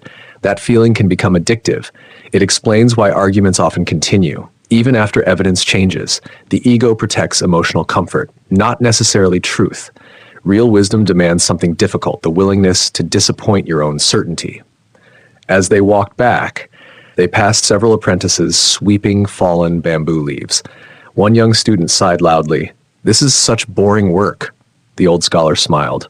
What makes it boring? The student looked confused. It isn't important. The scholar picked up one leaf. If this leaf blocks the path, the traveler stumbles. If the traveler stumbles, he misses the meeting. If he misses the meeting, history changes. The student laughed.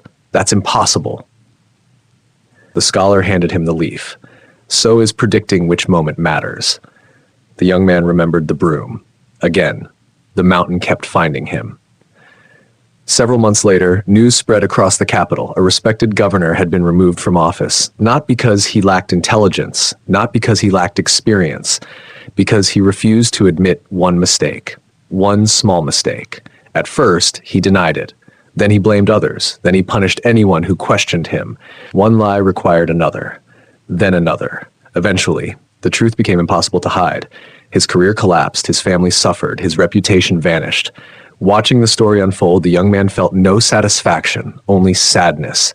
The ego rarely destroys everything at once. It asks for tiny compromises, just one, then another, until the person no longer recognizes themselves. A single spark can burn an entire forest.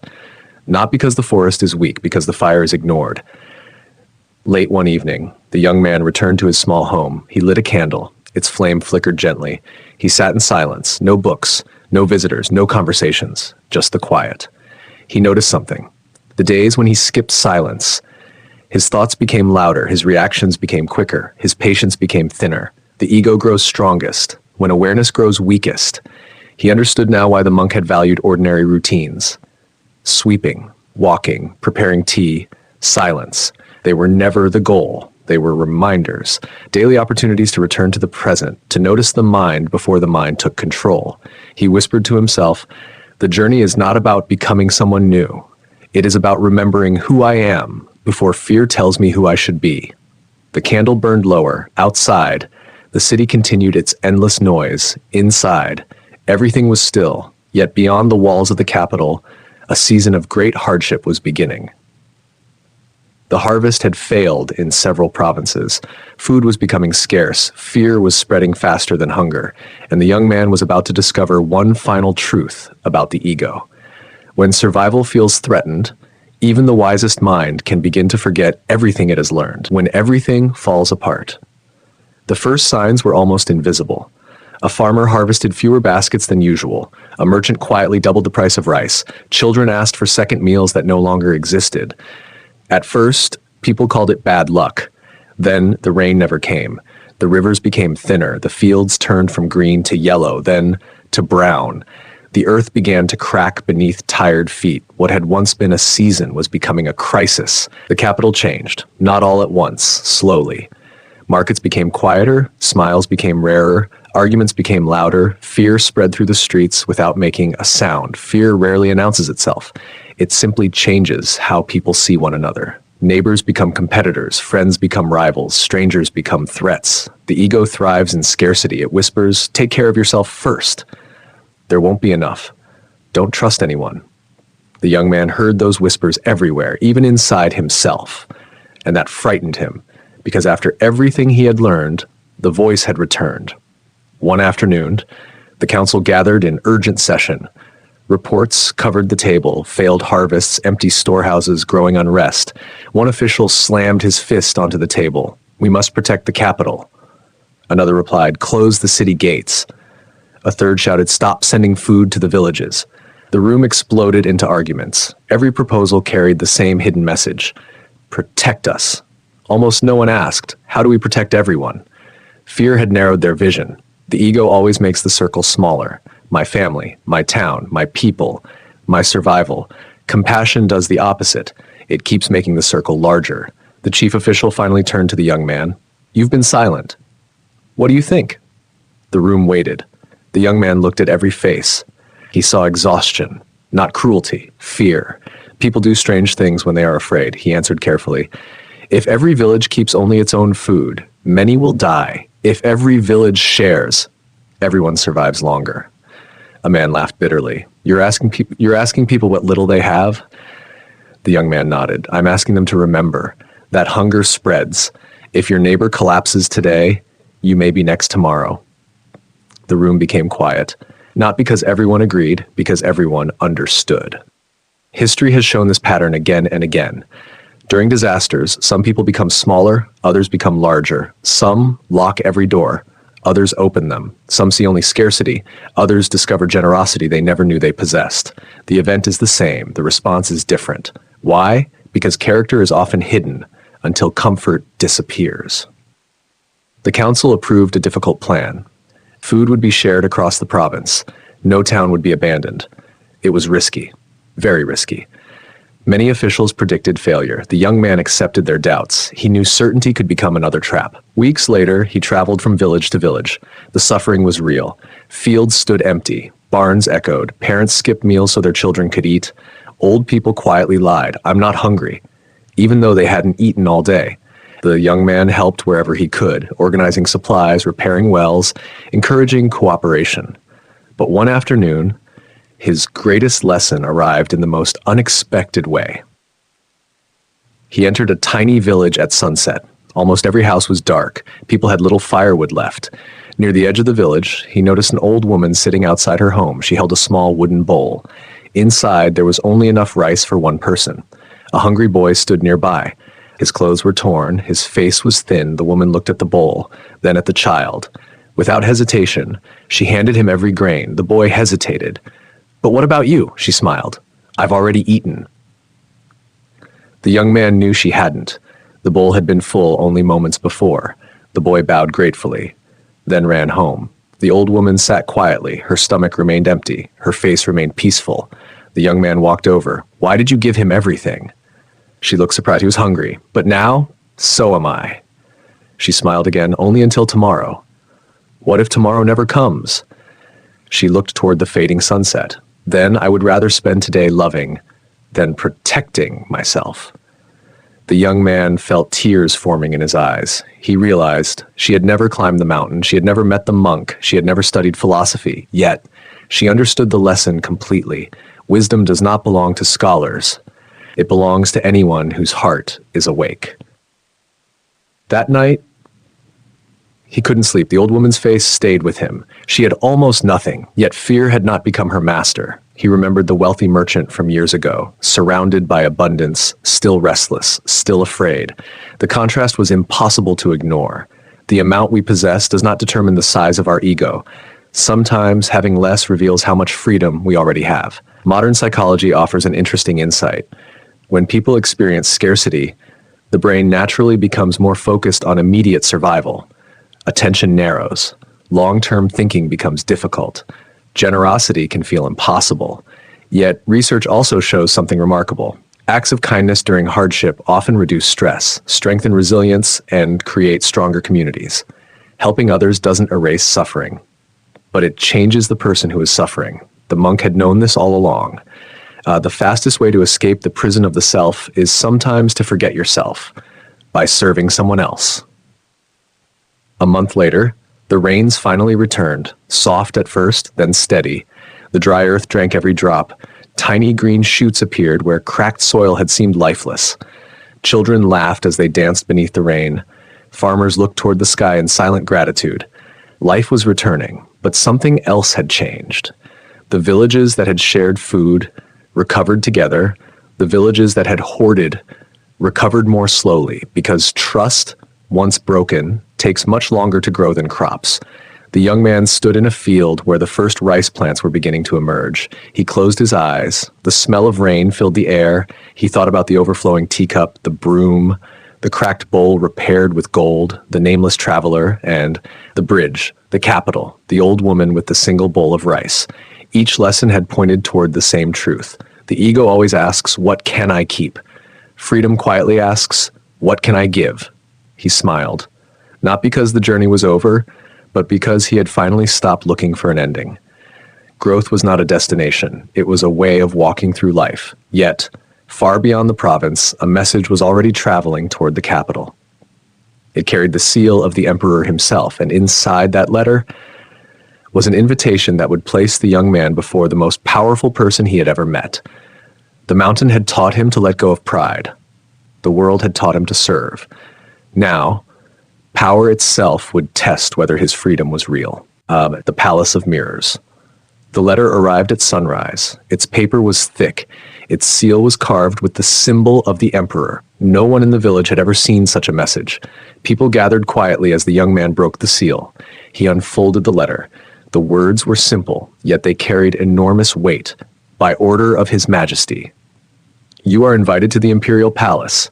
Your service during the famine has come to our attention. The emperor wishes to meet you personally. Silence spread across the room. Then excitement erupted. You've been chosen. What an honor. This changes everything. The young man folded the letter carefully. Inside, he noticed something familiar. A tiny spark, the old feeling, the desire to be seen, the desire to be special. The ego had heard the letter too. It whispered softly, You must be extraordinary. He smiled to himself. The voice hadn't disappeared. It had simply found another opportunity. Several weeks later, the capital welcomed him once again. But this time, he did not stop there. He continued toward the imperial palace. Its walls stretched farther than he had imagined. Stone gates towered above him. Hundreds of guards stood perfectly still. Their armor reflected the morning sun. Inside, the palace seemed endless. Long wooden corridors, perfectly trimmed gardens, quiet ponds reflecting white clouds. Everything spoke of order. Everything spoke of power. Yet, the deeper he walked, the quieter it became. Power, he noticed, did not always make noise. Sometimes it whispered. A palace servant guided him through several courtyards. Along the way, he noticed something strange. Every official walked differently. Some rushed, some bowed too deeply, some smiled constantly, others never smiled at all. Everyone seemed to be performing. Every movement looked rehearsed, every sentence carefully measured. The servant noticed him watching. "First time here?" The young man nodded. The servant chuckled softly. "Everyone wears a different face inside these walls." The words lingered. Different faces, different masks. The wooden mask from the temple returned to his memory. Perhaps the palace contained more masks than anywhere else. Finally, he reached a large waiting hall. Several influential people were already there. A famous general, a respected judge, a celebrated poet, a wealthy merchant. Each had also been summoned. At first, the room was silent. Then the conversations began. The general described his victories. The merchant listed his successful businesses. The judge spoke proudly about difficult cases he had solved. The poet recited verses praising the empire. Each person carried invisible armor, not made of steel, made of identity. I am the great general. I am the brilliant merchant. I am the celebrated poet. The young man listened, then quietly poured himself a cup of tea. The merchant glanced at him. "And what do you do?" The young man thought for a moment. "I try not to become someone I'm not." The merchant laughed politely. "No, what is your position?" "I serve where I'm needed." The merchant frowned. "That isn't a position." "No, it isn't." The conversation ended, not because the merchant understood, because he didn't know how to continue. Hours passed. Finally, the palace doors opened. One by one, each guest entered the emperor's private chamber. One by one, each returned. Some looked proud, others disappointed. None spoke about what had happened inside.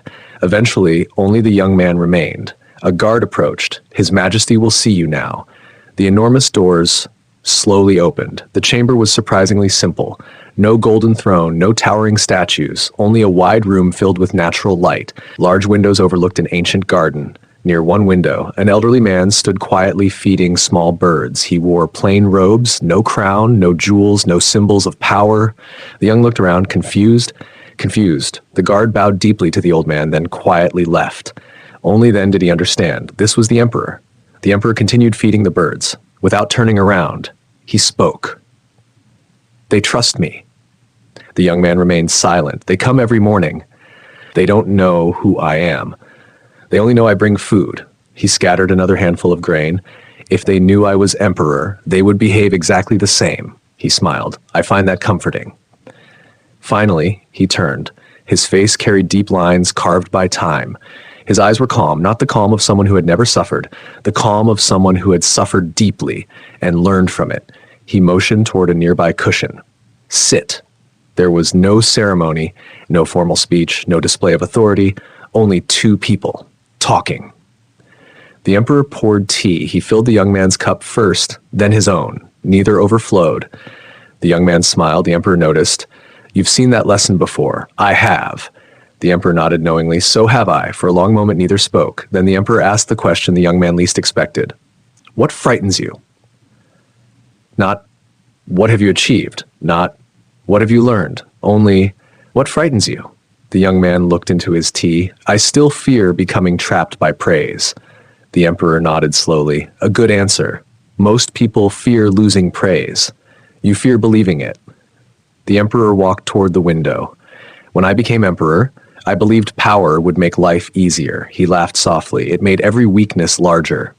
He looked out across the gardens. "If I became impatient, the empire became impatient. If I became proud, the court became proud. If I became fearful, the nation became fearful." He turned back. Power doesn't change character, it reveals it. Those words struck deeply. Many people dream of becoming powerful. Few ask whether they are prepared for what power uncovers. History repeats this lesson endlessly. Some rulers begin with noble intentions, then applause surrounds them. Criticism disappears. No one dares question them. Slowly, the ego grows. Not because they are evil, because nobody holds up a mirror. Without honest reflection, even good people become strangers to themselves. The emperor reached into a nearby cabinet. He removed a polished bronze mirror. He handed it to the young man. What do you see? My reflection. The emperor nodded. And tomorrow, my reflection. In 10 years, my reflection. He smiled gently. The mirror never changes. Only the face. He carefully placed the mirror back. The wise seek people who act like mirrors, not admirers. Admirers feed the ego. Mirrors reveal the truth. The young man thought of the monk, the nameless traveler, the old scholar, the hungry old woman. Each had acted like a mirror. None had tried to impress him. All had helped him see himself more clearly. As the afternoon faded, the emperor asked one, "If tomorrow I took away your title, your position, your reputation, and every person forgot your name, who would remain?" The room became perfectly still. The young man closed his eyes. He remembered the mountain path, the broom sweeping fallen leaves, the quiet stream, the children laughing, the bridge, the rain, the old woman sharing her last bowl of rice. One by one, every image appeared. Then slowly, they disappeared until only one thing remained. Awareness, simple, silent, unchanging. He opened his eyes. "I don't fully know," he smiled, "but I no longer fear discovering the answer." The emperor's face brightened. For the first time, he bowed, not to a title, not to an achievement, but to a man who had learned that the greatest victory is not over another person. It is over the illusion of the self that must always be defended. As the young man left the palace that evening, the setting sun covered the gardens in gold. He believed the hardest lessons were now behind him. He was wrong, because life was preparing one final teacher, not a monk, not an emperor, not a philosopher, but time itself. And time, as every human eventually learns, never asks permission before delivering its greatest lesson. Years slipped by quietly, not with celebration, not with fanfare, one ordinary sunrise after another. The young man no longer felt young. Silver threads appeared in his hair, fine lines settled around his eyes, his hands had grown rough from years of work. Time had touched him, as it touches everyone, yet something curious had happened. His mind had become lighter, while his body had grown heavier. The world often expects the opposite. Young bodies, old worries, old bodies, young hearts. Perhaps wisdom is simply learning which burdens were never yours to carry. The emperor continued to seek his counsel. Villages flourished again, children grew into adults, the bridge still stood over the river, the mountain temple remained hidden among the cedars.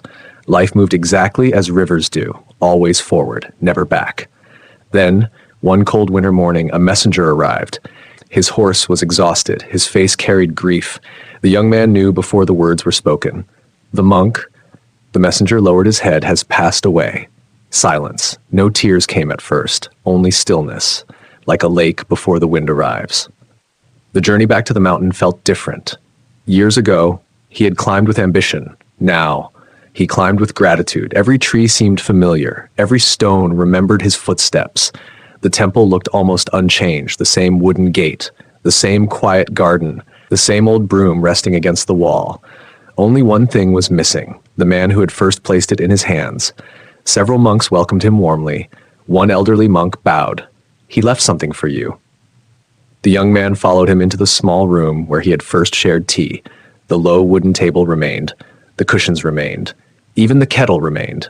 Waiting on the table was a small cedar box. His name was written on the lid. Nothing else. He sat quietly before opening it. Inside, there was only one folded piece of paper. He unfolded it slowly. The handwriting was unmistakable, simple, steady, calm. It read, "If you are reading this, then my voice has become silence. Good, good. Now you may finally hear your own." The young man's hands trembled. He continued reading. "Do not make the mistake of turning me into another attachment. Do not worship your teacher. Understand the lesson. A finger pointing at the moon is not the moon. If you spend your life holding the finger, you will never see the sky. He closed his eyes. The room disappeared. He remembered every lesson: the overflowing cup, the broom, the cracked bowl, the nameless traveler, the bridge, the emperor. Every one of them had been pointing, never asking to be followed, only asking to be understood. The letter continued. One day, people may call you wise. Do not believe them. Another day. People may call you foolish. Do not believe them either. Both are echoes. Listen instead for the quiet voice that needs neither praise nor defense. He smiled through tears. The monk was still teaching him, even through absence. The final lines were short. Sweep the leaves. They will return tomorrow. Smile anyway. That was all. No grand philosophy, no dramatic farewell, just one simple reminder. Life itself was the lesson. The young man stepped outside. Snowflakes drifted gently through the air. The courtyard was covered in white. Near the gate, the old broom still leaned against the wall. He walked toward it, picked it up, and began sweeping. There were almost no leaves, only snow. Each stroke cleared a narrow path, then new flakes settled gently behind him. Nothing remained finished for long. For the first time, he laughed. Not because the work was pointless, because he finally understood. The purpose had never been to create a perfectly clean courtyard. The purpose had been to create a clear mind. As he swept, several young monks watched quietly. One finally asked, "Master, why are you smiling?" He looked at the fresh snow already covering the path again. "Because the snow is doing its job, and I'm doing mine." The young monk frowned. "But you'll have to sweep again." "Yes." "And tomorrow?" "Probably." "And the day after?" He nodded. "Most likely." The young monk looked puzzled. "Doesn't that discourage you?" The older man rested both hands on the broom. "When I was your age, I believed happiness came from finishing. Now I know. Peace comes from participating. Life is not a problem to solve. It is a rhythm to join."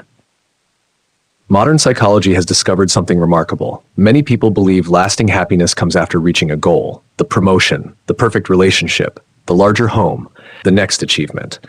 But researchers have repeatedly observed something called hedonic adaptation. Whatever we gain soon becomes normal. The excitement fades, the mind begins chasing the next destination.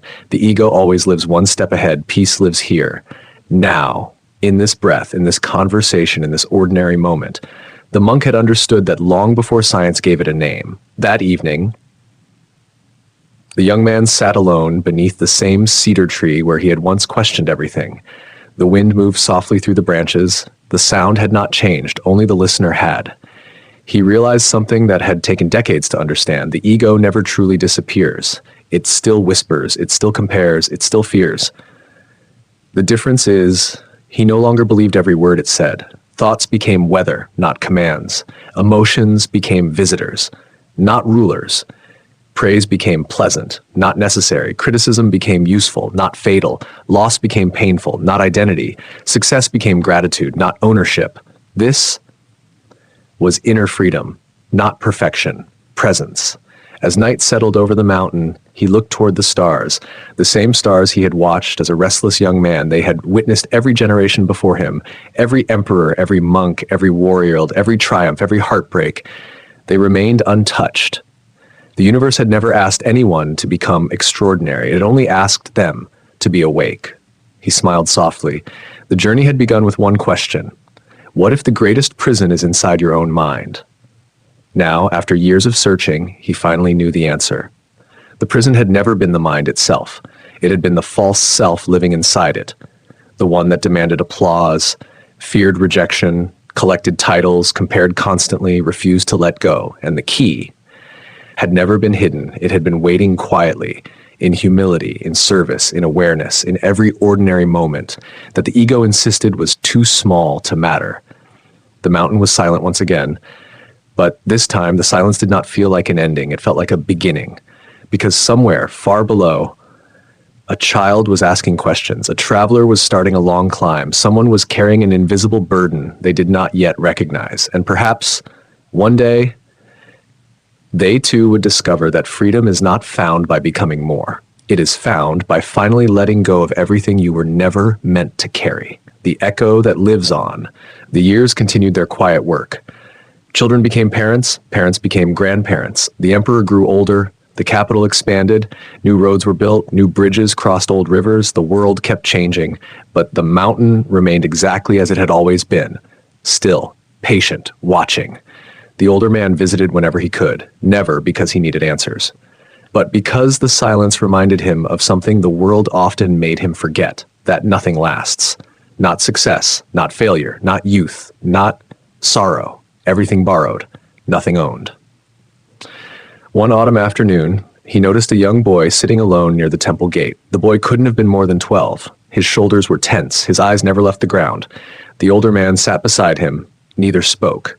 Minutes passed. Finally, the boy whispered, "I think something is wrong with me." The older man looked toward the valley. "What makes you think that?" The boy swallowed hard. "I try. I really do. But I'm never good enough. There is always someone smarter, someone stronger, someone people like more." He picked up a small stone, then threw it down the mountain. "I don't think I'll ever matter." The words drifted into the quiet air. The older man closed his eyes. It was like hearing his younger self, different century. Same prison. He asked gently, "When you look at this mountain, which tree is the most important?" The boy looked confused. "I don't know. They're all just trees." The older man smiled. "Exactly. The mountain never asks the pine tree, 'Why aren't you bamboo?' It never asks the river, 'Why aren't you the sky?' Only people spend their lives wishing they were something else." The boy looked toward the forest. The trees stood together. None seemed jealous. None seemed ashamed. Each simply grew where it had taken root. The older man picked up 2 leaves. One was bright green, the other had turned deep red. "Which one is better?" The boy shrugged. "Neither. They're just in different seasons." The older man nodded. "So are people. Some bloom early, some bloom late, some spend years growing roots before anyone notices." The boy held the red leaf carefully. "So, I'm not behind?" The older man smiled. "You are exactly where today has placed you. Tomorrow, the story may be completely different." Modern psychology has uncovered an important truth. Human beings naturally compare themselves with others. Scientists call this social comparison. It helped our ancestors learn from one another. But in excess, it becomes poison. Instead of asking, "Am I growing?" the mind asks, "Am I ahead?" Growth slows. Envy grows. Joy disappears. The ego loves comparison. Awareness notices progress. There is a world of difference. The boy looked thoughtful. "But how do I stop comparing?" The older man laughed softly. "I've never completely stopped." The boy looked surprised. "You still compare?" "Sometimes." The older man pointed toward the sky. "But now I notice it. And once I notice it, I don't have to obey it." The boy frowned. "So the thoughts never disappear?" "No. They simply lose their authority." The answer seemed to disappoint him. The older man understood. Everyone wants a life without difficult thoughts. Very few realize freedom is not having no storms. Freedom is knowing you don't have to become the storm. As evening approached, the temple bell echoed through the valley. The older man remembered another sound, the wooden bell that had awakened him years ago. How impatient he had been, how certain, how desperate to become extraordinary. He smiled. If he could meet that young version of himself now, he wouldn't give advice. He would simply place a broom in his hands. The next morning, a festival was held in the nearby village. Music filled the streets. Children chased one another between colorful banners. Families shared food.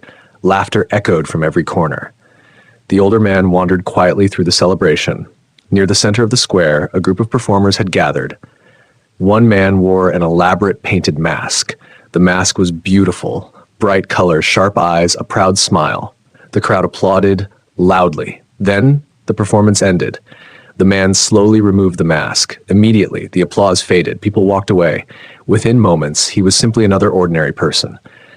The older man watched carefully. How quickly admiration appears, how quickly it disappears. The performer folded the mask gently and placed it inside a cloth bag. As he walked away, he smiled to himself, not disappointed, not proud, simply content. The older man caught up with him. "You weren't sad when the applause ended." The performer laughed. "If I believed the applause belonged to me, I'd also have to believe the silence belonged to me." He tapped the folded mask. "They came to see this, not me." The older man bowed slightly. Another teacher. Life kept introducing them, often disguised as ordinary people. He reflected on all the teachers he had met: the monk, the traveler without a name, the emperor, the hungry old woman, the scholar, the frightened child, now a traveling performer. Wisdom never belonged to one person. It moved, like water, appearing wherever someone became humble enough to notice it. As the moon rose above the mountains, he heard footsteps behind him. It was the young boy again. "I've been thinking." The older man smiled. "That's dangerous." The boy laughed. "For the first time, I don't want to become someone else. I just want to become more honest." The older man's eyes softened. "That is the beginning." The boy looked up at the stars. "Do you think I'll ever stop being afraid?" The older man was quiet for a long time. Then he answered, "No." The boy looked disappointed. "But one day, you'll stop letting fear decide who you become." "There is a difference." The boy nodded slowly. He understood, not completely, but enough. Enough to take the next step. As dawn approached, the older man realized something profound. His greatest contribution would never be a bridge, or a speech, or a title. It would be this: passing the light to someone else, not so they could follow him, but so they could discover their own path. The monk had once done the same for him. Now, without even noticing, he had begun doing it for others. The cycle was continuing, quietly, naturally, like spring following winter, like rivers finding the sea, like leaves falling without regret. Yet one final lesson remained. Not about the ego, not about success, not about fear. It was about the one thing every human being eventually faces. The moment when time asks us to release, not just our pride, but life itself. The final letting go. Winter arrived quietly. No announcement, no warning. One morning, the mountains simply woke beneath a blanket of white. The cedar trees stood motionless. The river moved more slowly. Even the wind seemed to whisper. The older man sat outside the temple before sunrise. A small cup of tea warmed his hands. Steam rose gently into the cold air. He watched it disappear. For years, he had watched leaves fall, snow melt, flowers bloom, and if stars crossed the night sky, everything had taught the same lesson. Nothing stays. Not because life is cruel, because change is life. Imagine trying to hold a snowflake in your hand. The tighter you squeeze, the faster it melts.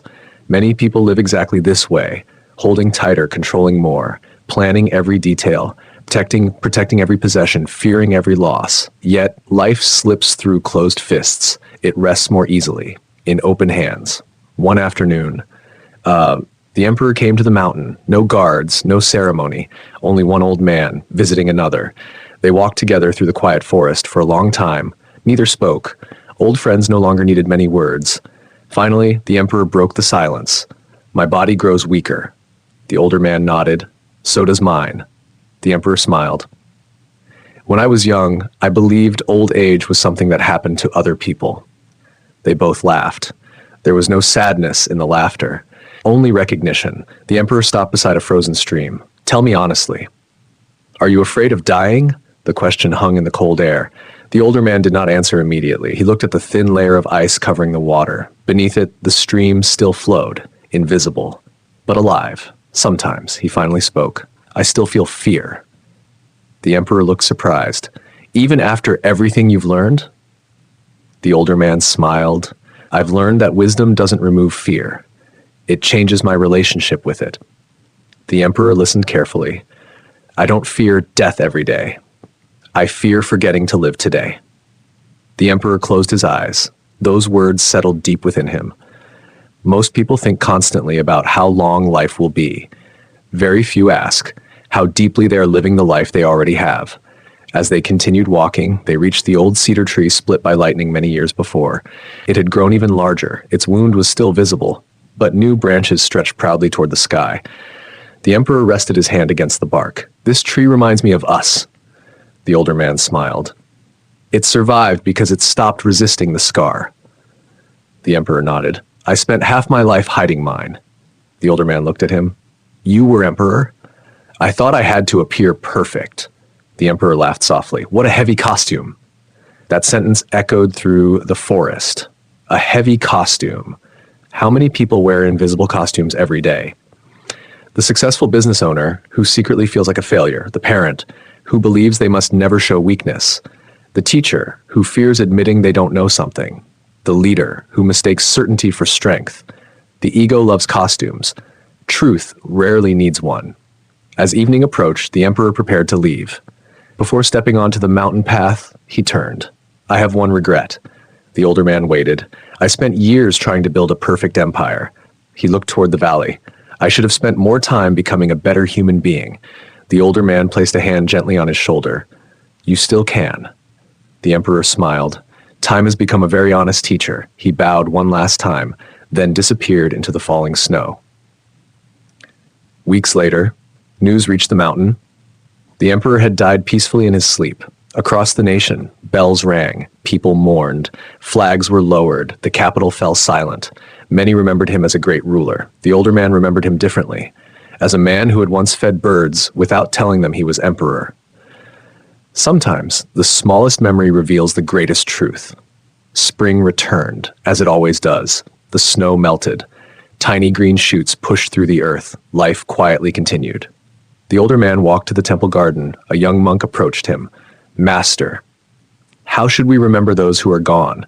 The older man knelt beside a patch of fresh moss. He pointed to a single fallen leaf. "What do you see?" "A leaf. And the tree. It's still standing." The older man nodded.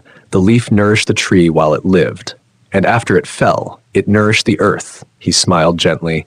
"Nothing in nature is wasted. Neither is a life lived with kindness." The young monk remained silent. He understood. Not every ending is a disappearance. Sometimes it is a transformation. Modern science offers a beautiful parallel. Every atom in the human body has existed for billions of years. The calcium in our bones, the iron in our blood, the oxygen we breathe. Many of those atoms were forged inside ancient stars, long before Earth existed. When a star dies, its elements spread across the universe. Those same elements eventually become planets, trees, animals, people. In a very real sense, we are made from ancient starlight. Nothing truly vanishes. It changes form.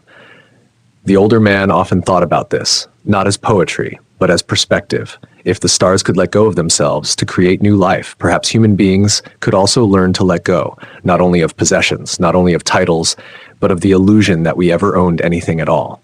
One evening, he returned to the highest point on the mountain, the same place where years earlier he had first tasted true silence. The valley below shimmered with the lights of distant villages. Children laughed somewhere far away, dogs barked, temple bells echoed through the night. Life was still unfolding, without asking his permission, without needing his control. He smiled. For the first time, he realized he no longer wished for more years, nor fewer. He simply welcomed the day he had been given. The mountain wind brushed gently across his face. It carried no message, yet somehow it said everything. The journey that had begun with the question, "What if the greatest prison is inside your own mind?" was nearing its final chapter. But before the story could end, one final truth remained. The deepest freedom is not found when you stop fearing failure or criticism, or even death. It is found when you realize there was never a separate self holding the chains in the first place, the freedom that was always there. The mountain was silent, not because nothing was happening, because nothing needed to announce itself. The wind moved through the cedar trees. The river continued its endless journey. The morning sun climbed above the distant hills. Everything was exactly as it had always been. Yet, nothing was the same. The older man stood at the edge of the cliff where he had once asked the greatest question of his life. Who am I? For decades, he had searched for the answer, in books, in teachers, in silence, in service, in success, in failure. Now, standing beneath the endless sky, he realized something astonishing. The question itself had changed. He no longer asked, "Who am I?" He asked, "Who is asking?" The difference was everything. Long ago, he had believed there was a permanent self hidden somewhere inside him, a fixed identity, a solid person who could finally become complete. But every year had quietly dismantled that belief. The child he had been was gone. The ambitious young man gone. The respected advisor also changing. Even his memories had begun to fade around the edges. His body was different. His thoughts were different. His dreams were different. If everything had changed, who exactly had remained the same? He sat beneath the old cedar tree, closed his eyes, and listened. At first, there were sounds, the wind, birdsong, the distant rush of water. Then there were thoughts, a memory of the monk, the face of the emperor, the laughter of the children, the old woman with the bowl of rice, the nameless traveler. One by one, the thoughts appeared. One by one, they disappeared. Then emotions came. Gratitude, sadness, joy, longing, peace. Each arrived, each left, like clouds crossing an endless sky. Suddenly, a quiet realization emerged. If he could observe every thought, then he could not be the thoughts. If he could observe every emotion, then he could not be the emotions. If he could observe every role, then perhaps he had never been the roles at all. Imagine sitting beside a river. Leaves float past, branches float past, even entire trees drift downstream. You notice them, but you never mistake yourself for them. Thoughts are no different. They appear, they disappear, yet something quietly notices them all. Most people spend their lives chasing the leaves. Very few notice the riverbank. Centuries later, neuroscientists would make a remarkable discovery. The brain constantly constructs a model of me. It stitches together memories, beliefs, habits, experiences, then presents them as one continuous identity. But researchers found something surprising. This sense of self is not a single object hidden somewhere in the brain. It is an ongoing process, a story, updated moment by moment, useful but not permanent. Ancient contemplative traditions had pointed toward this insight long before brain scans existed, not as an abstract theory, as a direct experience. The older man opened his eyes. The valley stretched before him. Nothing had become magical. Nothing had changed outside. Only one illusion had quietly dissolved. He remembered the traveler who had once said, "I've had many names." Now he understood. The traveler had not lost himself. He had stopped confusing himself with the labels. As he descended the mountain, he passed a group of young monks arguing. One insisted the correct path was discipline. Another argued it was compassion. A third believed knowledge mattered most. Their voices grew louder. Each defended his opinion with growing certainty. The older man stopped beside them. "May I ask you something?" They bowed respectfully. "Of course." He picked up a finger. "What is this pointing toward?" The monks looked up. "The moon." He smiled. "Good." Then he lowered his hand. "If you spend the entire night arguing about the finger, when will you see the moon?" The monks fell silent. One by one, they looked upward. The moon had already risen. It had been waiting all along. So had the answer. Days later, the older man visited the rebuilt bridge once again. Children were running across it. Merchants pushed heavy carts. Farmers crossed with baskets full of vegetables. Nobody knew the story behind the bridge anymore. No plaque carried his name. No statue stood nearby. No songs celebrated the rescue. At first, he searched for disappointment. There was none. Instead, he felt relief. The bridge no longer belonged to him. It belonged to everyone who crossed it. Perhaps that had always been the purpose. The greatest acts often become invisible, and that is enough. He continued into the village. An old woman smiled as he passed. A child waved. A blacksmith nodded politely. None of them knew who he was. None of them cared. Years earlier, that thought would have hurt. Now, it felt strangely beautiful. Imagine planting a tree. Years later, children play beneath its shade. They never learn your name. Does the tree care? Does the shade become less real? The value of an act is not measured by how many remember the giver. It is measured by the good it leaves behind. That evening, he visited the small house where his parents had once lived. The house now belonged to another family. A little girl sat outside carving tiny wooden birds. She looked up. "Would you like one?" He smiled. "I would." She handed him the smallest bird, then returned to her carving. She expected nothing in return, no praise, no reward, simply the joy of giving. He held the little bird carefully. The circle had completed itself. The freedom he had searched for in distant mountains was quietly alive, inside the heart of an ordinary child. As night fell, he climbed one final hill overlooking the valley. The stars appeared, exactly as they always had. He remembered something the monk once said. Nature never tries to impress anyone. The stars did not shine for applause. The river did not flow for recognition. The flowers did not bloom to prove their worth. They simply expressed their nature. Perhaps human beings were meant to do the same, not to become extraordinary, not to become perfect, simply to become fully present. The older man closed his eyes one last time. He took a slow breath, then another. Nothing needed fixing, nothing needed adding, nothing needed defending. There was only this moment, complete, whole, enough. The ego had spent a lifetime searching for freedom somewhere in the future. Awareness discovered it had been here all along, hidden beneath every comparison, every fear, every ambition, every identity. The prison door had never been locked, only believed to be. He smiled into the quiet night. The story that began with one restless young man had become something much larger. It had become the story of every human being who has ever searched outside for what was waiting within. The mountain remained, the river flowed, the stars watched in silence. And somewhere, far below, another child looked up at the same sky and unknowingly began asking the very first question that would one day lead them toward the same timeless discovery. The journey was never about escaping the world. It was about seeing it clearly. And when the world is finally seen without the constant demand of the ego, every ordinary moment becomes extraordinary. Every breath becomes a gift. Every person becomes a teacher. Every ending becomes another beginning. Because inner freedom is not something you achieve. It is something you remember.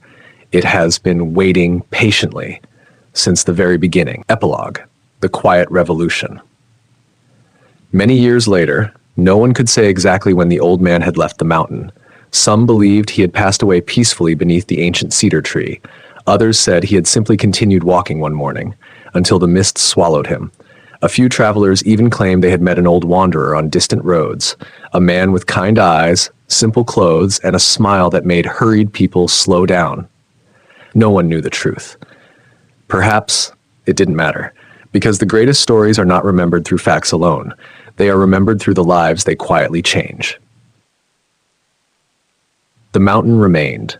Season after season, winter covered the temple roof with snow, spring painted the valley with blossoms, summer filled the forests with bird song, autumn turned every hillside into a sea of gold and crimson. The monks continued sweeping the courtyard every morning. The leaves continued falling every afternoon. Nothing had changed. Everything had changed. A young monk once asked the temple's oldest teacher, "Why do we still sweep every day?" The old teacher smiled, "Because dust returns every day." The young monk nodded, then frowned. "So does the mind?" The old teacher laughed. "Especially the mind." Far below, the bridge still carried thousands of footsteps every year. Children raced across it. Merchants crossed it before sunrise. Old friends stopped in the middle to watch the river. Lovers leaned against its railing beneath the evening sky.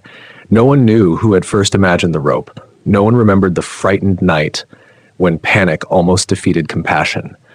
The bridge no longer belonged to history. It belonged to life. And perhaps that is the greatest success any human being can hope for, to create something that continues serving others long after the world forgets your name. Centuries later, modern cities rose where quiet villages had once stood. Steel towers replaced wooden homes. Screens replaced handwritten letters. The pace of life became faster than anyone could have imagined. People carried entire libraries inside small devices. They could speak to someone on the other side of the planet in seconds. They could travel farther in one day than ancient travelers could in months. The world had transformed. Yet, the human mind had not. People still compared themselves, still chased approval, still feared rejection, still mistook achievement for identity, still believed happiness lived just beyond the next success. The costumes had changed. The actor beneath them remained remarkably familiar. Imagine a crowded train, every passenger looking down at a glowing screen, one person comparing holidays, another comparing careers, another comparing appearances, another quietly wondering why everyone else seems happier. The ancient ego had simply found new mirrors. The comparison never ended. It merely became faster. The monk could never have imagined the internet, but he would have recognized the mind scrolling through it. Psychologists now speak about the hedonic treadmill. The more we achieve, the faster our expectations rise. A promotion feels exciting until it becomes normal. A new house brings joy until someone else owns a larger one. Recognition feels satisfying until it disappears. The finish line keeps moving. The ego is an architect who never completes the building. There is always another floor to add, another room to decorate, another neighbor to outshine. The project never ends. But imagine something different. Imagine waking tomorrow without needing to prove anything, without measuring your worth before breakfast, without comparing your beginning to someone else's middle, without believing every anxious thought, without carrying yesterday's mistakes into today's sunrise. What would remain? Perhaps exactly what had always been there. A simple human being, breathing, aware, alive, enough. The old stories from Japan carry a quiet wisdom, not because they promise magical answers, but because they gently point toward questions most people never stop to ask. Who am I? Without my achievements? Without my failures? Without my possessions? Without the opinions of strangers? Without the endless conversation inside my head? Most people spend their lives answering those questions intellectually. A few choose to live them. Think back to the beginning of this journey. A restless young man climbed a mountain, hoping to become extraordinary. He believed freedom was waiting somewhere ahead. At the top, after enough effort, after enough knowledge, after enough success, instead, he discovered something almost impossible to believe. Freedom had never been missing, only hidden, like the sun behind thick clouds. The clouds move. The sun was never gone. Every teacher he met revealed one piece of the puzzle. The monk taught him to empty the cup. The broom taught him that ordinary moments shape extraordinary lives. The cracked bowl taught him that brokenness can become beauty. The bridge taught him that service is stronger than pride. The old woman taught him that generosity survives even in scarcity. The emperor taught him that power reveals the heart. The child taught him that comparison begins early. The performer taught him not to confuse the mask with the person. Time itself taught him that nothing can be held forever. And finally, silence taught him the lesson that words could only point toward. Perhaps that is why the wisest people often speak the least, not because they have nothing to say, but because they know experience teaches more deeply than explanation. No one can hand another person freedom. No one can transfer peace. Each person must notice the prison for themselves. Only then does the open door become visible. Somewhere in the world, someone is lying awake tonight, worried about tomorrow, ashamed of yesterday, afraid they are falling behind, convinced they are not enough. Another person is chasing success so fiercely, thus, they no longer remember why they started. Another is desperately trying to protect an image that was never truly theirs. Another believes they must become someone else before they deserve peace. Perhaps they are standing exactly where the young man once stood, at the foot of the mountain, looking upward, not yet realizing the real climb is inward. If there is one lesson that survives every generation, every culture, every century, it is this. The ego promises fulfillment through becoming more admired, more successful, more important, more certain, more unforgettable. But every promise creates another hunger. Awareness offers something quieter, not more, enough. Enough courage to tell the truth, enough humility to keep learning, enough compassion to forgive, enough presence to notice this breath, enough wisdom to release what was never yours to carry. The river still flows, the leaves still fall. The stars still burn above silent mountains. Nothing in nature hurries, nothing in nature compares, nothing in nature asks whether it is worthy of existing, it simply lives. Perhaps that was the final lesson all along. To stop treating life as a competition and begin treating it as a gift. Because one day, without warning, the last sunrise will arrive, the final conversation will end, the final breath will come and go. When that moment arrives, titles will not matter. Applause will not matter. Possessions will not matter. Only one quiet question will remain. Did you truly live, or were you too busy defending the person you thought you had to be? The mountain offers no answer. The river remains silent. The wind carries no judgment, only an invitation to set down the invisible weight, to walk a little lighter, to love a little deeper, to see a little more clearly, and to remember the freedom you've been searching for has been walking beside you every step of the way after the story ends. The story is over, or at least that is what most people would say. The young man climbed the mountain, he met the monk, he learned the lessons, he found peace. The end. But life never works that way. Real transformation does not end with understanding.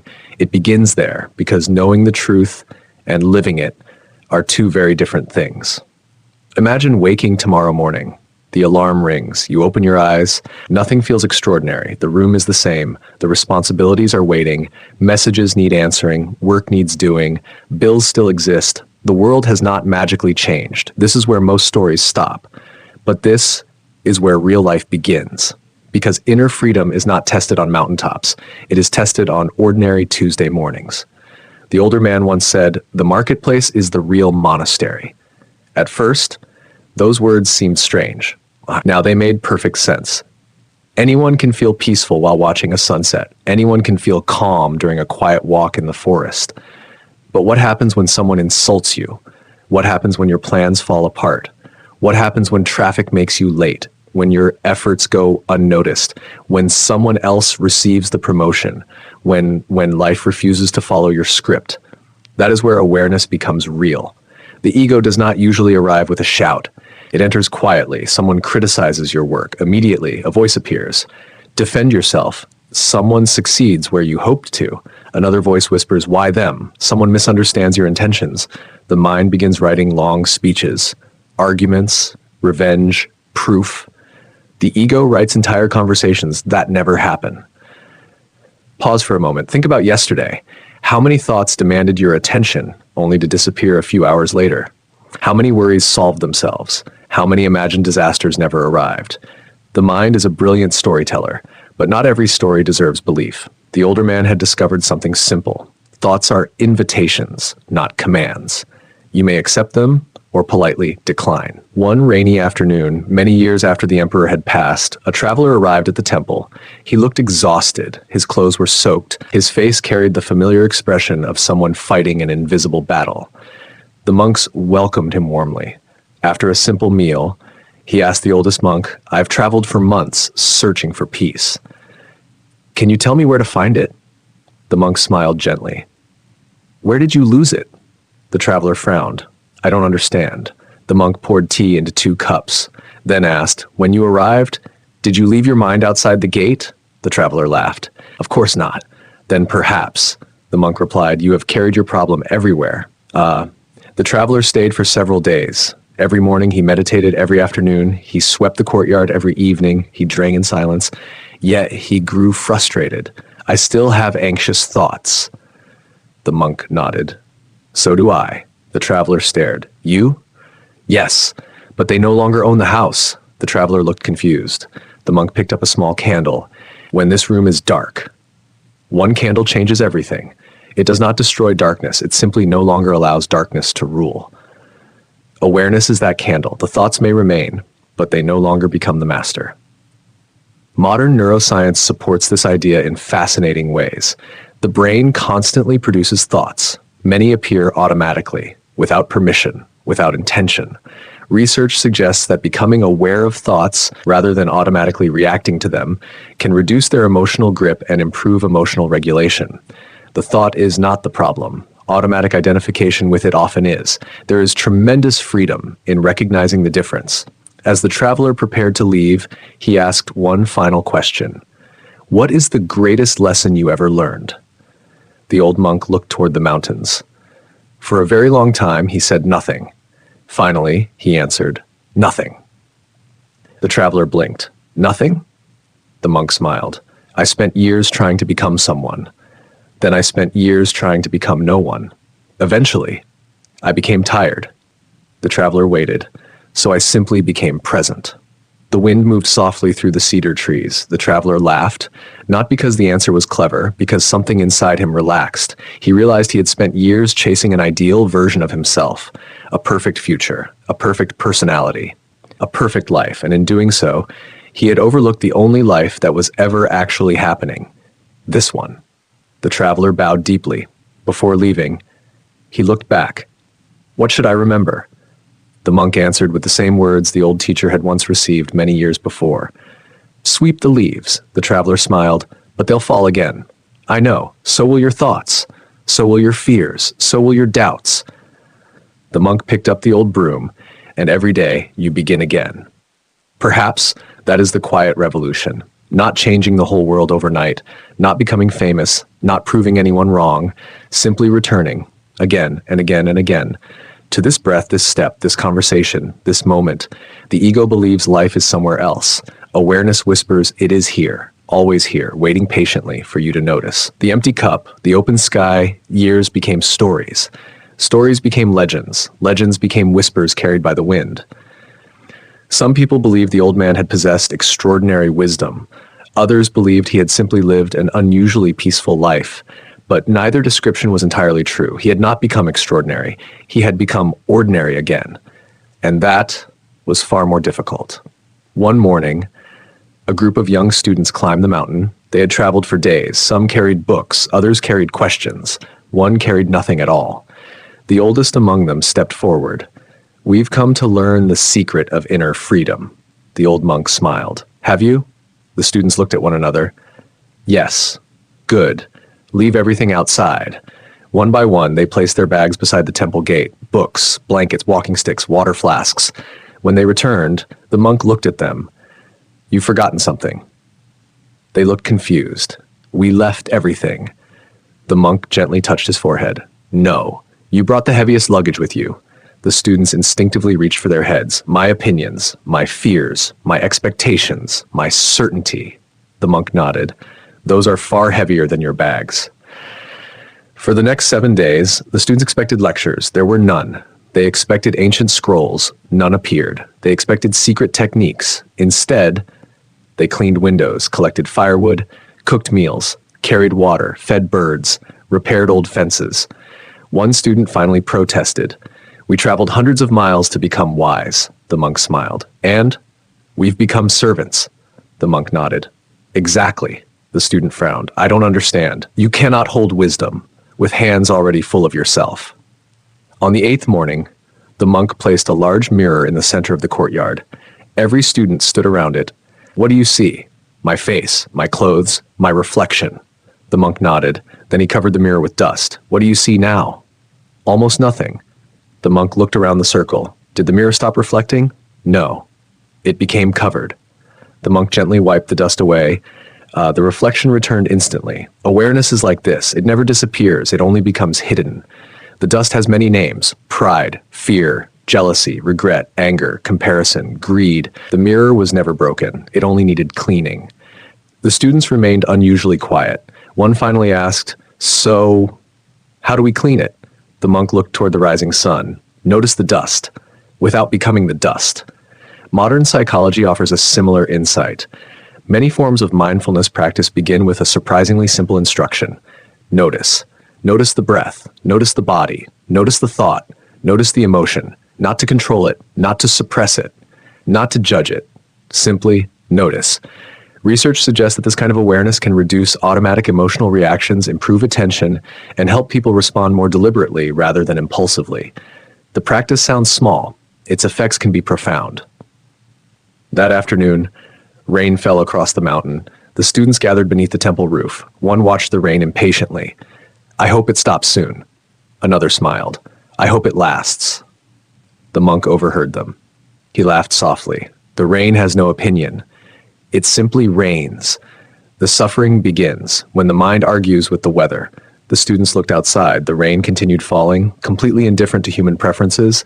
How much of life, they wondered, was like the rain?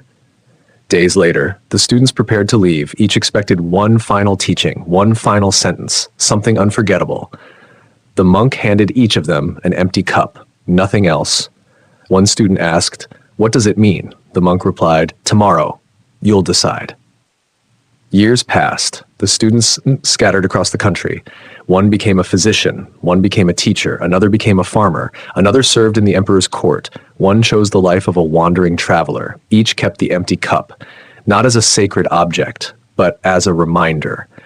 Whenever they became certain, the cup reminded them to remain open. Whenever pride appeared, the cup reminded them there was still room to learn. Whenever sorrow arrived, the cup reminded them that emptiness is not always loss. Sometimes it is space for something new. One spring evening, a young physician visited the mountain. He carried the same cup. Its surface was worn smooth by time. He placed it before the monk. "I finally understand," the monk smiled. "What do you understand?" The physician answered, "When I graduated, I believed I knew enough. Now?" Every patient teaches me something. The emptier I become, the more clearly I can help. The monk poured tea into the old cup. Not a single drop spilled. There is a quiet paradox hidden inside every meaningful life. The people who know the most often speak with the greatest humility. The people most certain they know everything usually stop growing. The mountain had witnessed this truth for centuries. The tallest tree continues reaching toward the sky, not because it believes it has arrived, because growth is its nature. As evening settled over the valley, the monk walked alone to the highest ridge. The horizon stretched endlessly before him. The sky slowly turned from blue to amber to crimson, then finally to deep indigo. One by one, the stars appeared exactly as they had before, exactly as they would long after he was gone. He looked upward and smiled. The universe had never asked him to become perfect. It had only invited him to be awake, to be kind, to be present, to leave every encounter a little gentler than he had found it.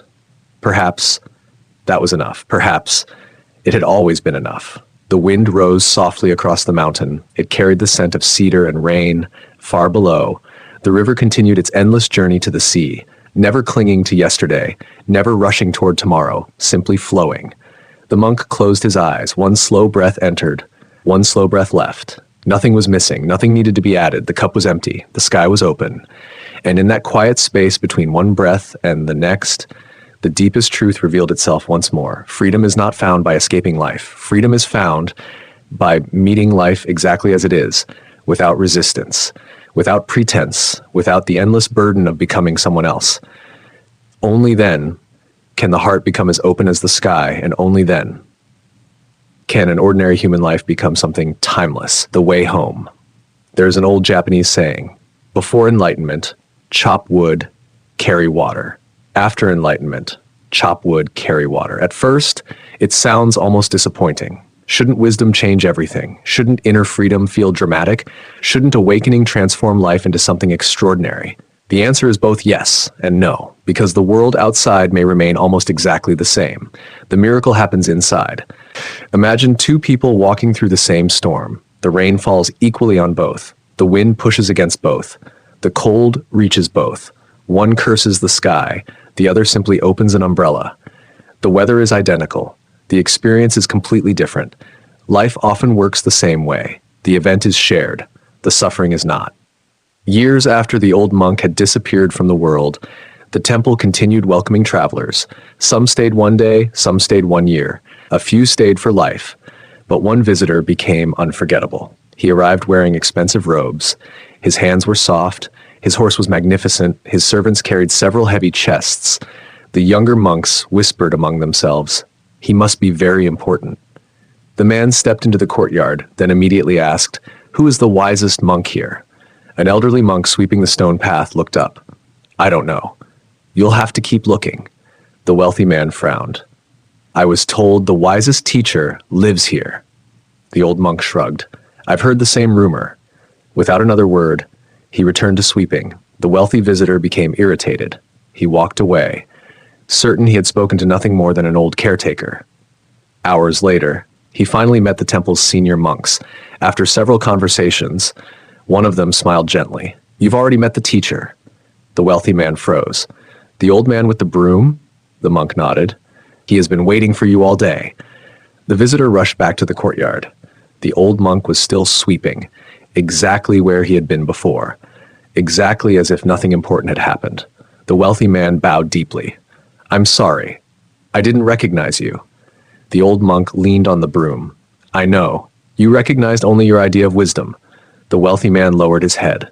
"So, what can you teach me?" The old monk asked. "What have you brought?" The wealthy man smiled proudly. "Books, gold, rare medicines, beautiful gifts." The monk nodded. "And what did you leave behind?" The man looked confused. "I don't understand." The monk gently touched the center of the man's chest. "You carried your fears inside. You carried your ambition. You carried your loneliness. You carried your need to become more." He smiled kindly. "No horse is strong enough to carry all that forever." The wealthy man's eyes filled with tears. No one had ever spoken to him that way, not because it was harsh, because it was true. For several weeks, The man stayed at the temple. On the first morning, he asked where meditation was held. The monks handed him a bucket. The well needed cleaning. On the second day, he expected philosophy. Instead, he helped repair a leaking roof. On the third, he hoped for secret wisdom. He spent the day washing cooking bowls. By the seventh day, something unusual happened. He stopped asking, when does the real training begin? He had begun to understand. This was the training. The ego loves special moments, grand ceremonies, exclusive knowledge, hidden techniques. It whispers, surely freedom must be more complicated than washing bowls. But life keeps answering differently. How you wash one bowl is often how you live one life. Carelessly, patiently, rushing, complaining, gratefully. Every ordinary action quietly reveals the condition of the mind performing it. Modern psychology calls this behavioral consistency. Small daily habits often reflect deeper patterns of thinking and emotion. Someone who constantly rushes through simple tasks may also rush through conversations.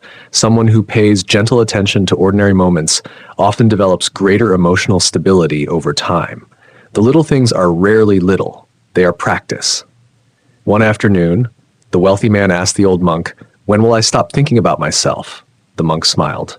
"When you're helping someone." "Do you think about yourself?" "Not usually." "And when you're listening with your whole heart?" "No." "And when you're watching a sunrise?" "No." The monk nodded. "You've already answered your own question." The wealthy man sat quietly. The monk continued, "The ego survives through constant self-reference. Awareness expands beyond it." That evening, the monks shared a simple meal: rice, vegetables, tea, nothing luxurious, nothing rare. Yet laughter echoed through the dining hall. No one competed. No one tried to appear important. The wealthy visitor suddenly remembered the grand banquets in the capital. Tables covered with expensive food, people competing for attention, conversations carefully designed to impress. Those meals had left him exhausted. This simple dinner filled him with peace. He finally understood. Luxury is not always abundance. Sometimes, luxury is the absence of pretending. As the seasons passed, the visitor prepared to leave. He had arrived carrying 12 heavy chests. He departed with only one. The monks noticed. "What happened to everything else?" He smiled. "I gave most of it away." "Do you feel poorer?" one young monk asked. The visitor laughed. "For the first time, I feel lighter." Years later, people would ask him what he had learned on the mountain. Many expected complicated answers, ancient secrets, hidden techniques. Instead, he would simply smile. Then say, "I learned how to wash a bowl." Most people laughed. Some walked away disappointed. A few paused. Those few usually understood. Life rarely changes through one dramatic revelation. It changes through thousands of quiet moments. One honest conversation, one forgiven mistake, one grateful breath, one act of kindness no one notices, one thought observed instead of obeyed, one day followed by another. The mountain never rushed the trees. The river never hurried toward the sea. Perhaps human beings were never meant to hurry toward becoming someone else. Perhaps they were only meant to return, again and again, to the simple truth that had echoed through every chapter of this journey. The greatest freedom is not found in controlling the world. It is found in no longer being controlled by the endless voice that insists you are never enough. And once that voice grows quiet, even the simplest act, sweeping a floor, pouring a cup of tea, sharing a meal, watching the sunrise, walking home becomes a doorway to the peace that was waiting there all along. The return to the beginning. The story began with a question. What if the greatest prison is inside your own mind? Now, after every mountain climbed, every lesson learned, every tear shed, every illusion released, one final question remains. If freedom has always been here, why do so few people experience it? The answer is both simple and difficult, because the prison is invisible, and invisible prisons are the hardest to escape. Imagine a fish asking another fish, "Where is the ocean?" The second fish smiles. "You've never been outside it." The first fish shakes its head. "No, this is just water. The ocean surrounds it, supports it, gives it life. Yet, because it has never known anything else, it cannot see it." Human awareness is much the same. Most people have never stepped back from their own thinking, so they naturally believe, "I am my thoughts, I am my fears, I am my success, I am my failures." The old monk discovered something astonishing. You experience your thoughts, but you are not limited to them. One autumn morning, many years after the temple had become known throughout the region, a little girl arrived with her grandfather. She was no more than 8 years old. She skipped happily through the courtyard, then stopped beside an elderly monk. She watched him sweeping leaves. Curious, she asked, "Why do the leaves keep falling?" The monk smiled. "So new ones can grow," she nodded thoughtfully, then asked another question. "Why do people get sad when things end?" The monk rested both hands on the broom because they forget that every ending is making room for another beginning. The little girl looked up at the great cedar tree. "It doesn't look sad." "No, it trusts the spring." Children often ask questions that adults have forgotten how to ask. Simple questions. Honest questions. Questions untouched by pride. The grandfather smiled. "My granddaughter asks too many questions." The monk laughed. "There is no such thing. There are only answers that arrive too early." As they prepared to leave, the little girl reached into her pocket. She pulled out a tiny acorn. She placed it into the monk's hand. A gift. The monk looked at the tiny seed. "So small." The little girl smiled. "It'll become a tree." The monk's eyes brightened. "Yes, it already is." She didn't fully understand, but she laughed anyway. Years later, those words would return to her, just as the monk's words had returned to the young man throughout his own life. Some lessons bloom immediately, others sleep quietly for decades. The monk planted the acorn near the temple path. Every morning, he watered it, not because he expected to sit beneath its shade. He knew he probably never would. The tree belonged to the future. There is profound freedom in planting what you may never see completed. Modern life often teaches the opposite. Instant results, immediate rewards, constant recognition. Yet the greatest human achievements have almost always required people willing to begin something that others would finish. The builders of ancient temples, the authors of timeless books, the scientists who spent decades testing one idea, the parents who quietly shaped generations, the teachers whose names history never remembers. They planted forests, knowing they might never enjoy the shade. One evening, the oldest monk gathered the younger monks around a small fire. No ceremony, no formal teaching, only conversation. One novice asked, "Master, after all these years, what is enlightenment?" The old monk stared into the dancing flames. Finally, he answered, "It is waking up from the dream that you were ever separate from life." Silence filled the circle. The fire crackled softly. Another monk asked, "Can you explain?" The old monk picked up a single glowing ember with a pair of wooden tongues. He placed it away from the fire. For a few moments, it glowed brightly. Then, slowly, its light faded, its warmth disappeared. He returned the ember to the fire. Within seconds, it glowed once again. "We suffer," he said quietly, "when we believe. We are separate embers." The monks watched the fire, hundreds of glowing coals, each unique, yet impossible to separate from the flame itself. Modern science tells a surprisingly similar story. Every breath you take contains oxygen released by ancient forests and microscopic organisms.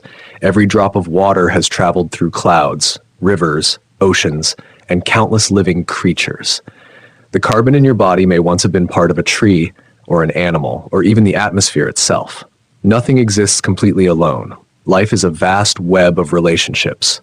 We are participants, not isolated spectators. The ego says, "I stand apart." Reality quietly whispers, "You have always belonged." The little acorn grew, years passed, its first leaves appeared. Tiny, fragile, easy to overlook. Visitors walked past without noticing, but the monks noticed. Every morning, one of them paused, watered the small tree, then continued with the day's work. One novice finally asked, "Will this tree become as large as the cedar?" The old monk smiled. "It doesn't need to. It only needs to become itself." How much suffering begins the moment we ask an oak to become bamboo, or ourselves to become someone else's life. One quiet night, the old monk sat alone beneath the stars. His breathing had become slower, his body weaker, but his eyes remained clear. He remembered the young man who had climbed the mountain so many years ago, so desperate to become someone important. He smiled gently. If that young man were standing beside him now, he would say only 3 words: "You are enough." Not because he had accomplished great things, not because he had become wise, not because he had defeated every fear, simply because existence had never required him to earn the right to exist. The sun never asks permission to rise. The river never apologizes for flowing. Birds never compare their songs. Mountains never doubt their worth. Only human beings create conditions for their own value.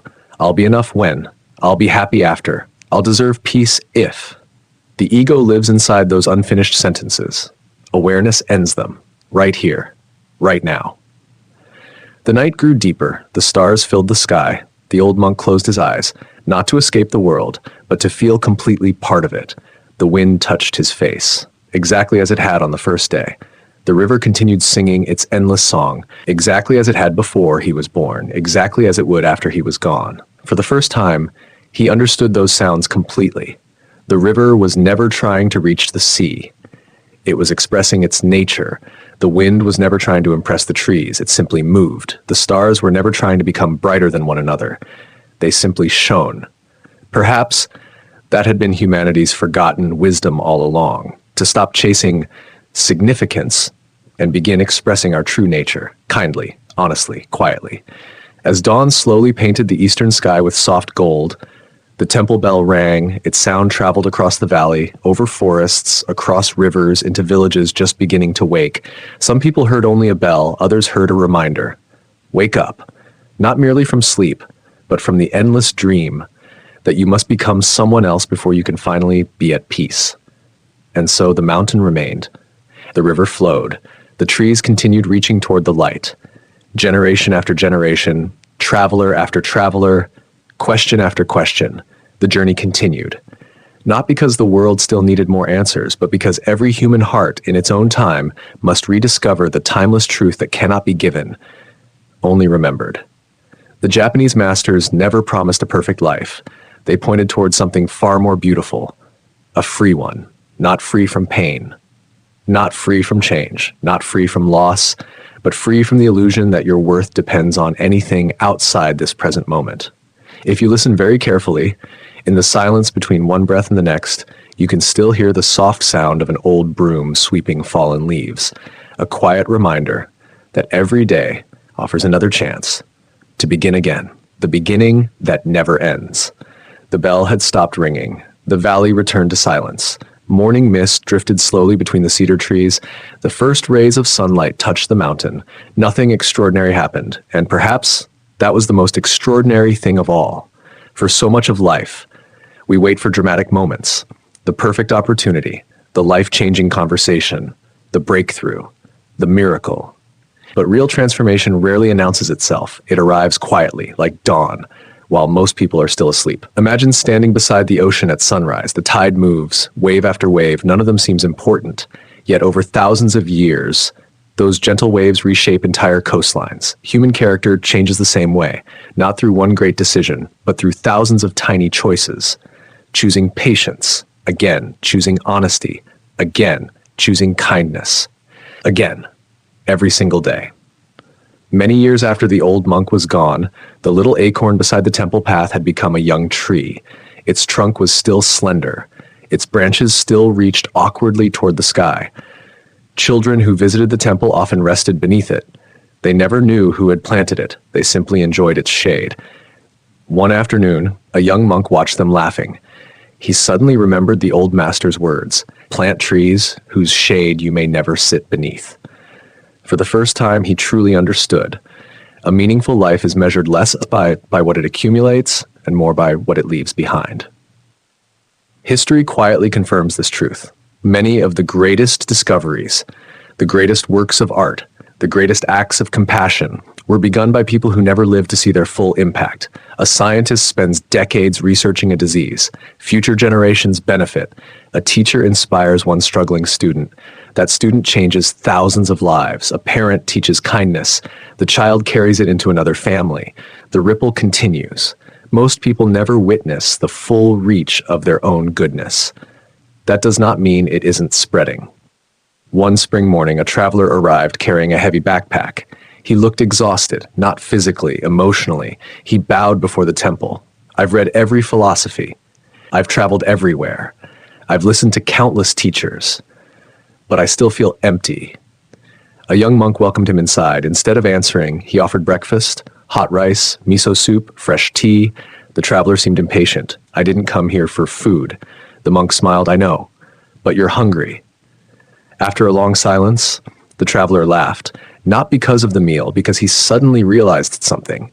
He had spent years feeding his mind, while quietly starving his heart. After breakfast, the traveler asked, "What should I do with my life?" The monk picked up a small watering can, then began watering flowers growing beside the temple. The traveler waited.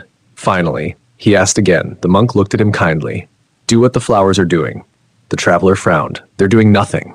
The monk shook his head. "They're becoming themselves. Without comparison, without anxiety, without applause. Simply expressing what already exists inside the seed." The traveler stood speechless. How much of his life had been spent trying to become impressive instead of becoming genuine? Modern psychology offers a fascinating perspective. Studies suggest that people who build their identity around external rewards, status, recognition, wealth, approval, often experience more anxiety and less lasting satisfaction than those who focus on intrinsic values such as purpose, relationships, growth, and contribution. External success can certainly bring comfort, but comfort alone rarely answers the deeper question, who am I when no one is watching? The old monk had answered that question every morning by picking up a broom. As summer arrived, the young tree beside the path became home to several birds. Their nests rested safely among its branches. One evening, a child asked, "Did the tree know birds would live here?" The monk smiled. "No, it simply grew." Sometimes, the greatest gifts we give the world are the unintended consequences of living honestly. Kindness encourages kindness. Courage awakens courage. Peace calms another restless mind, not through force, through presence. The seasons continued turning. Autumn returned, leaves covered the temple courtyard once again. A novice sighed dramatically. "We swept these yesterday." An older monk laughed, "And we'll sweep them tomorrow." The novice looked frustrated. "Will the work never end?" The older monk placed the broom into his hands. "I hope not." The novice looked confused. The older monk continued, "If the leaves stopped falling, the tree would no longer be alive." The young monk froze. He had never thought of it that way. The very thing he considered a burden was actually proof of life. Perhaps the difficult emotions, the changing seasons, the constant need to begin again were not signs that life was broken. Perhaps they were signs that life was alive. As the years unfolded, the temple gradually became less famous. New teachers appeared in distant places. New philosophies captured people's attention. Fewer travelers climbed the mountain. Some monks worried. What if people forget us? The eldest monk smiled. If they remember kindness, they'll remember everything that matters. Buildings disappear. Books fade. Names are forgotten. But love has an unusual habit.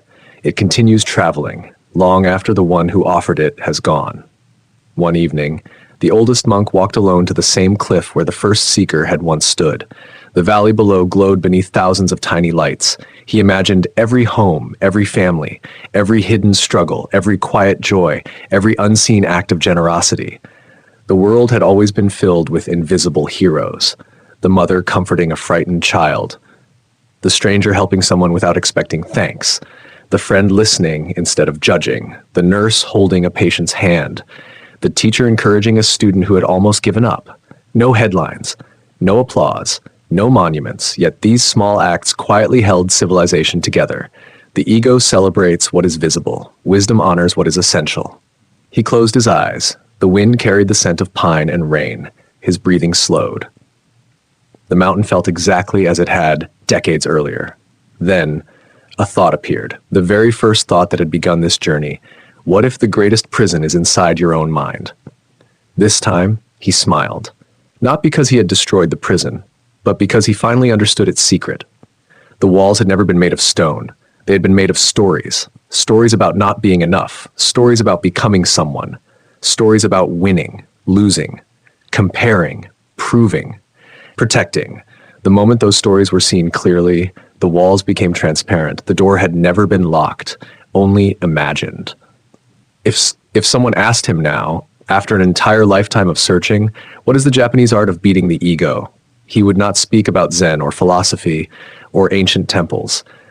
He would simply answer, it is learning to stop fighting the present moment. It is learning to serve without needing recognition. It is learning to let success arrive without becoming your identity. It is learning to let failure visit without becoming your name. It is learning to love without trying to possess. It is learning to notice each thought without believing every one of them. And above all, it is remembering that you were never incomplete. The sun slowly disappeared beyond the mountains. The first stars appeared. The same stars that had watched countless generations ask the same questions. The mountains stood silently beneath them. The river continued flowing toward the sea. The wind moved through the cedar branches with its familiar song. Nothing asked to be admired. Nothing struggled to become something else. Everything simply expressed its true nature. Perhaps that is what freedom has always looked like. Quiet, steady, present, waiting. Not at the end of the journey, but in every single step. The sound of one quiet life. There is a moment, just before sunrise, when the world seems to hold its breath. The birds have not yet begun to sing. The wind barely moves. The stars are fading, but the sun has not yet appeared. Everything waits, not with anxiety, with trust. Nature has never doubted the morning. Only people doubt tomorrow. The temple had become very old. The wooden beams carried the marks of countless winters. The stone steps had been polished smooth by generations of feet. The little acorn planted so many years before had become a mighty oak. Its branches stretched across the courtyard. Children now played beneath the very tree that had once fit inside the palm of a little girl's hand. No one remembered the acorn. Everyone enjoyed the shade. That is how the deepest acts of kindness work. They disappear into everyday life, until people forget they were ever gifts. One summer afternoon, a young carpenter climbed the mountain. His clothes were covered with sawdust, his hands were rough, his eyes were tired. He bowed respectfully. "I don't understand." The elderly monk invited him to sit. The carpenter continued, "I build beautiful homes. Families thank me. My work is respected. But every evening, I still feel empty." The monk nodded. "What happens after you finish a house?" The carpenter smiled. "I start another. And after that, another. And after that," the carpenter looked down, "another." The monk poured tea into 2 cups, then asked quietly, "Have you ever built a home inside yourself?" The question settled into the silence. The carpenter had spent 20 years building shelter for others. He had never learned how to rest within his own heart. The monk led him outside. They stopped before the old oak tree. "Do you know how this tree became so strong?" The carpenter looked at its enormous trunk. "Many years? Yes, but something else." The monk pointed downward. "You admire what you can see. The tree depends on what you cannot. Its roots, hidden, silent, invisible. No one applauds roots. No one photographs them. Yet without them, the tallest tree would fall in the first storm." The monk smiled. "The world teaches people to polish the branches. Very few remember to grow the roots." The carpenter stayed for several weeks. Every morning, he helped repair broken fences. Every afternoon, he carved simple wooden bowls, not expensive furniture, not magnificent temples, just bowls. At first, he became impatient. "I can build entire houses. Why am I making bowls?" The monk picked up one of the finished bowls. He turned it slowly in his hands. "What makes this bowl useful? The wood?" The carpenter answered. The monk shook his head. "The empty space inside. Without emptiness, it could hold nothing. Without space, it had no purpose." The carpenter stared at the bowl. For the first time, he understood. The value was not only in what had been added, it was also in what had been removed.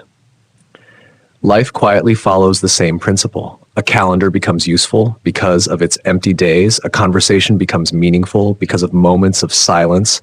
Music becomes beautiful because of pauses between notes. A home feels peaceful because every corner is not filled. The heart becomes free when it no longer tries to carry everything. Modern neuroscience has uncovered something fascinating. The brain has networks that become especially active when the mind wanders, often replaying the past, imagining the future, or thinking about ourselves. These patterns are natural, but when they dominate without awareness, people can become trapped in cycles of worry, rumination, and self-criticism. Practices that gently bring attention back to the present moment can interrupt those loops and improve emotional well-being over time. The old monk never used scientific language, yet his daily life reflected the same principle. Return, again and again, to what is here. One evening, the carpenter confessed something. "I've spent my whole life trying to prove my worth." The monk looked toward the sunset. To whom? The carpenter opened his mouth, then stopped. He had no answer. His father had died years earlier. His teachers were gone. His rivals had forgotten him, yet he was still performing for an invisible audience. The monk spoke softly. "The harshest judge often lives inside the courtroom of the mind." The carpenter laughed through tears. "I don't even know why I'm running anymore." The monk smiled. "Then perhaps you finally stopped." Before leaving, the carpenter made one final bowl, his finest work, perfectly balanced, smooth, simple. He offered it to the monk. The monk accepted it with gratitude, then handed it immediately to a young novice. The carpenter blinked. "You gave it away." The monk nodded. "It was never mine." The carpenter stood in silence, then he smiled. For years, he had believed giving meant losing. Now he understood. Some things grow only when they are shared. As the seasons continued, the mountain watched another generation arrive, young faces, restless hearts, the same questions, different names. The monks never changed their answers very much, not because they lacked imagination, because truth rarely becomes more complicated. Drink your tea, sweep the leaves, listen carefully, speak honestly, help someone, rest when you're tired, begin again tomorrow. The wisdom sounded almost too ordinary. Perhaps that was why so many people overlooked it. The ego searches for secrets. Life quietly offers practice. One cold winter night, snow fell without making a sound. The temple roof disappeared beneath white blankets. The paths vanished. The trees bowed under the gentle weight. A young monk stood watching the snowfall. He whispered, "It feels like the whole world has become peaceful." The oldest monk joined him. "No," he replied gently. "The world was always peaceful. The snow simply made it easier to notice." The young monk looked out across the valley. Nothing moved. Nothing demanded attention. Nothing competed. Nothing hurried. For one brief moment, he experienced what words had been trying to describe for years. Not excitement. Not ecstasy. Not achievement. Just enough. Perhaps that is the final gift of this journey. Not another philosophy, not another technique, not another goal, only an invitation to notice what has quietly been present all along. The breath entering your lungs, the warmth of sunlight on your face, the laughter of someone you love, the taste of simple food, the sound of rain against a window, the silence between two thoughts. These ordinary moments are not interruptions to life, they are life. And maybe the Japanese art of beating the ego was never about defeating an enemy. It was about waking from a misunderstanding, like someone who spends years searching for home, only to discover they had been standing at the front door the entire time with no door. There was one place in the temple that every visitor noticed, but almost no one understood. It stood near the entrance, an old wooden gate, weathered by rain, darkened by time, beautiful in its simplicity. The strange thing was, it had no door, only an empty frame. Travelers walked through it every day. Most never looked twice. One autumn afternoon, a young woman stopped before it. She had traveled farther than anyone could remember, across mountains, across rivers, across cities. She had studied philosophy, medicine, poetry, religion. She had filled notebooks with ideas, yet her heart remained restless. She stared at the empty gate, then asked an elderly monk, "Why doesn't this gate have a door?" The monk smiled. "It did. What happened to it?" "We discovered it wasn't necessary." The young woman frowned. "How can a gate protect anything without a door?" The monk looked into her eyes. "What exactly are you trying to protect?" The question stayed with her all day. That evening, she sat alone beside the river. She began making a list. My reputation, my future, my success, my relationships, my knowledge, my image. One by one, she realized something unsettling. Almost everything she protected existed only inside her mind. The river flowed quietly beside her. It protected nothing, yet it lost nothing by flowing. The next morning, she returned to the monk.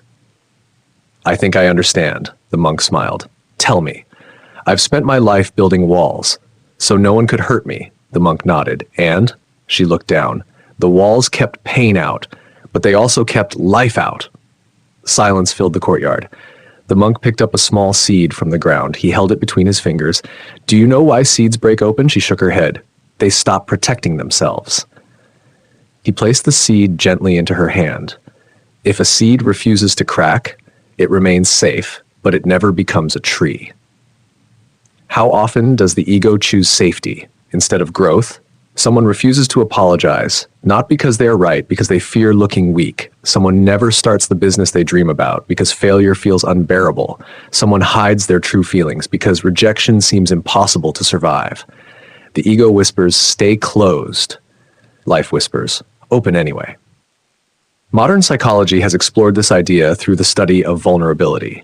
Researchers have found that meaningful relationships, creativity, learning, and resilience all require a willingness to risk discomfort. Growth rarely begins inside complete certainty. It often begins the moment we admit, I don't know, I need help, I was wrong. Those simple sentences feel dangerous to the ego, but they are nourishment for the soul. The young woman remained at the temple through the winter. She expected difficult spiritual practices. Instead, the monks invited her into everyday life. She helped prepare meals, she split firewood, she mended old robes. She listened to elderly villagers tell stories. Nothing seemed extraordinary, until one snowy afternoon. An old woman accidentally dropped a basket of apples. The fruit rolled across the icy path. Without hesitation, everyone nearby rushed to help. No one asked whose responsibility it was. No one waited for instructions. No one expected thanks. Within moments, the apples were gathered. The old woman smiled. The monks returned to their work. Life continued. The young woman stood frozen, not because of the snow, because she had witnessed something rare. People acting without needing recognition. The monk noticed her expression. "What are you thinking?" She answered softly. No one was trying to be good. They were just helping. The monk nodded. When kindness becomes your nature, it no longer feels like a performance. Days later, she walked through the nearby village. She noticed something she had never seen before. An elderly baker quietly placed fresh bread outside his shop every morning, not for customers, for anyone hungry. He never announced it, never advertised it, never waited to be thanked. Across the street, a blacksmith quietly repaired broken farming tools for widows who could not afford to pay. Near the river, children carried water for an old fisherman whose back had grown weak. No speeches, no applause, no reward. The village had become peaceful, not because extraordinary people lived there, but because ordinary people quietly cared for one another. That evening, the young woman asked, "Why didn't anyone tell me this before?" The monk smiled. "They did. You simply weren't ready to hear it." Wisdom often arrives many times. Understanding arrives once. Spring returned. The snow melted, cherry blossoms opened across the valley. The young woman prepared to leave. Before she departed, the monk walked with her to the old gate. Still, without a door, she smiled. "I think I finally understand." The monk remained silent. The gate was never meant to keep people out. It was meant to remind them. The prison had no walls. The monk bowed. "And the key?" She smiled. "There was never a lock." She stepped through the empty gate. For the first time in years, she felt no urgency to become someone else. The road ahead remained uncertain. She still had questions. She would still make mistakes. She would still feel fear. But something fundamental had changed.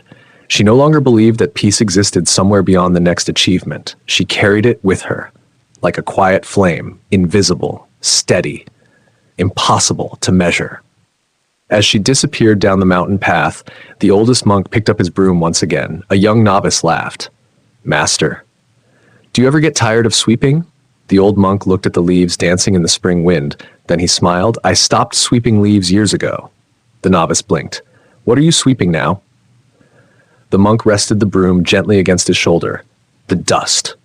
That quietly settles on the heart." Far below, the world continued exactly as before. Cities grew louder, people chased success, empires rose, empires fell, children were born, old friends said goodbye, storms came, flowers bloomed. The river flowed through it all, never clinging, never resisting, simply moving forward. And perhaps that is why the old temple never needed a door, because nothing truly alive can ever be protected by walls. It can only be protected by an open heart. The gate remained empty. The path remained open. And anyone willing to walk through would discover that the journey had never been about finding a new world. It had always been about seeing the same world with new eyes.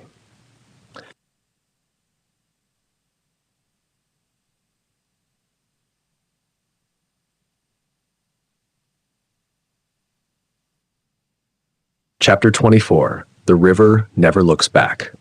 There is something remarkable about a river. No matter how many mountains it crosses, no matter how many storms it survives, it never turns around to admire where it has been. It never stops to regret the rocks that slowed it. It never wishes it had chosen another path. It simply flows, always forward, always present, perhaps. That is why rivers have become teachers in nearly every spiritual tradition on earth. Not because they speak, but because they demonstrate. One crisp autumn morning, a young soldier arrived at the temple. His armor was scratched, his face carried the weight of battles no one else could see. He bowed deeply. "I have seen too much." The old monk nodded. "Sit." For a long time, neither of them spoke. The silence was not uncomfortable, it was respectful. Finally, the soldier whispered, "I keep reliving the past, the faces, the mistakes, the things I should have done, the things I should never have done." He clenched his fists. "I cannot escape my own memories." The monk poured 2 cups of tea, then gently asked, "Where are those memories now?" The soldier looked confused. "In my mind." The monk nodded. "And where are you?" The soldier answered automatically, "Here."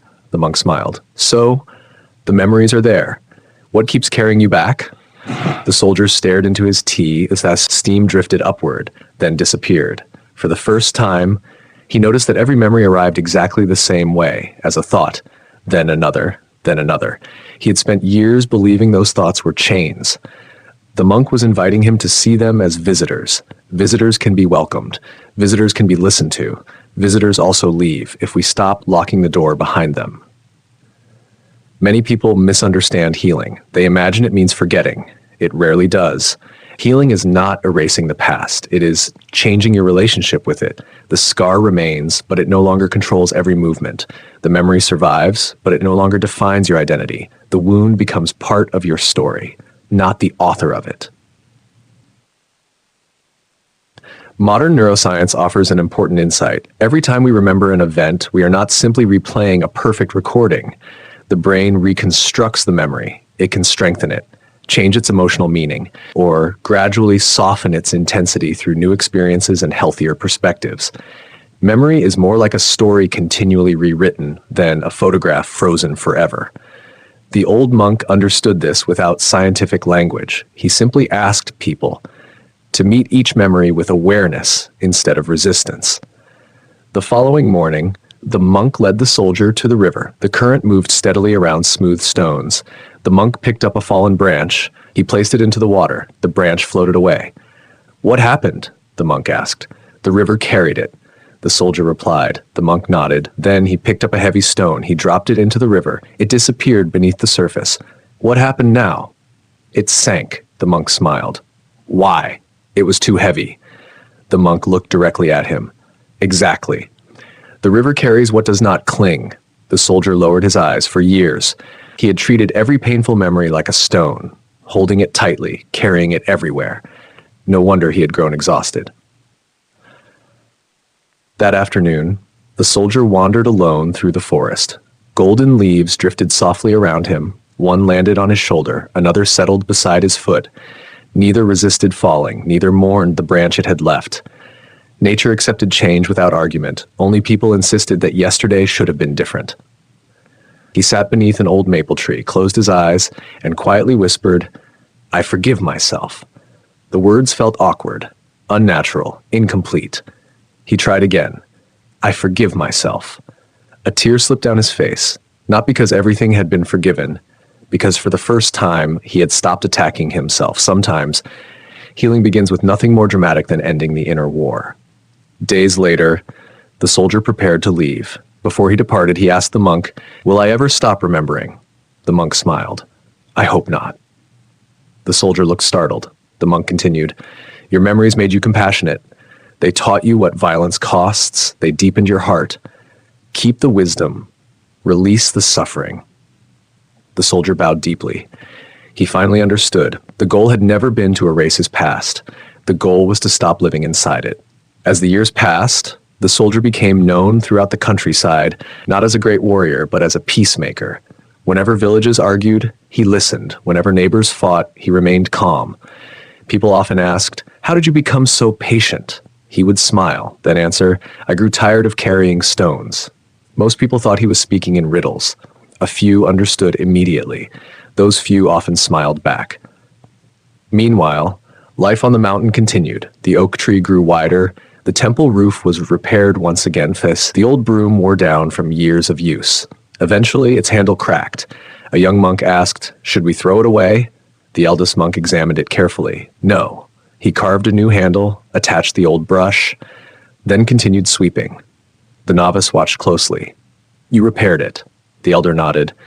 "Everything worthy of love can teach us something about repair.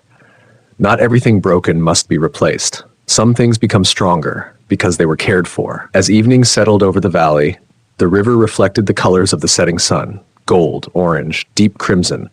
The water held every color, without trying to keep any of them. Within moments, they drifted away. The river did not mourn their passing. It welcomed the stars instead. Perhaps. That is the quiet wisdom of a life well lived, to receive each season completely, to let it pass naturally, and to greet the next one with open hands. If the young man from the beginning of this journey could stand beside this river now, he would hardly recognize himself, not because he had become someone different, but because he had stopped trying to become anyone at all. He had become fully available to life, to joy, to sorrow, to work, to rest, to love, to loss, to beginnings, to endings. Everything belonged. Nothing needed to be rejected, nothing needed to be possessed. The river flowed onward, never asking where it would end, trusting that every bend was already part of the journey. And perhaps that is the final lesson the river had been teaching all along. Peace is not found by reaching a perfect destination. Peace is found by learning to flow with life, without carrying yesterday and without fearing tomorrow. Only then can the heart become as clear as water, and only then can the soul discover that it has been home all along, the mirror without a reflection. The mountain had witnessed countless lives: kings, farmers, warriors, poets, children, old men, young dreamers. Each arrived believing they were carrying a unique burden. Each eventually discovered something surprising. Human suffering changes its clothes, but its face remains the same: fear, pride, attachment, comparison. The names change. The heart of the struggle does not. One quiet morning, a stranger arrived carrying no luggage, no horse, no servant, no books, only a small cloth wrapped around a single object. The monks welcomed him warmly. He bowed politely, then asked, "I've heard there is a mirror here." The youngest monk looked confused. "We don't have a mirror." The stranger smiled. "I think you do." The monk led him to the oldest teacher. After listening carefully, the elder monk stood without speaking. He invited the traveler to follow him. They walked beyond the temple, past the cedar forest, past the river, until they reached a perfectly still lake. The surface looked like polished glass. The monk pointed toward the water. There, the finest mirror on the mountain. The traveler looked into the lake. He saw his reflection. Then the wind moved. Small ripples appeared. His face became distorted. The monk asked, "What happened?" "The water moved. So your face disappeared?" "No. It only became difficult to see." The monk nodded gently. "The mind is the same. When it becomes restless, you believe you've lost yourself, but nothing has been lost. The water only needs to become still." The traveler remained silent. He had spent years trying to fix himself, improve himself, reinvent himself. Perhaps he had only needed stillness. The monk picked up a pebble. He tossed it gently into the lake. Circles spread across the water, wider, wider, until they disappeared. "Where did the ripples go?" the monk asked. "They faded." "Did anyone push them away?" "No. They ended naturally." The monk smiled. "So do thoughts. So do emotions. So do moments of anger. So do moments of joy.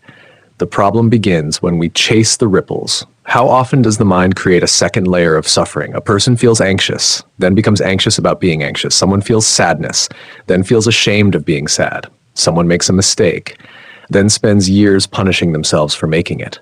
The first pain belongs to life. The second is usually created by the ego. Modern psychology describes something similar. Many emotional struggles become stronger when people resist or judge their own internal experiences. Acceptance does not mean approving of pain. It means allowing reality to be seen clearly before deciding how to respond. When resistance softens, mental flexibility often grows. The old monk simply expressed the same wisdom differently. Do not fight the water. That evening, the traveler confessed something. I've spent my whole life trying to become fearless. The monk laughed warmly. What an exhausting goal. The traveler smiled weakly. So courage isn't becoming fearless? The monk shook his head. Courage walks, even while fear is whispering. The traveler stared into the fire. He realized he had delayed countless dreams, waiting for confidence, waiting for certainty, waiting until he no longer felt afraid. The day had never arrived. Perhaps it never would. The next morning, the monks prepared breakfast. One novice accidentally dropped an entire pot of rice. It scattered across the kitchen floor. The young monk froze. His face turned pale. I'm so sorry. He expected anger, punishment, disappointment. Instead, the oldest monk quietly picked up another pot. He smiled. Good. The novice blinked. Good. We now have an opportunity to practice patience. Everyone laughed. The tension vanished instantly. The rice was cleaned. Another meal was prepared. Nothing more was said. The traveler watched carefully. He had worked in places where one mistake ruined an entire day. Here, one mistake became a lesson, not an identity. Imagine if every mistake in life were treated that way, not ignored, not excused, simply understood, corrected, released. How much unnecessary suffering would disappear? The ego says, you failed. Wisdom says, that attempt failed.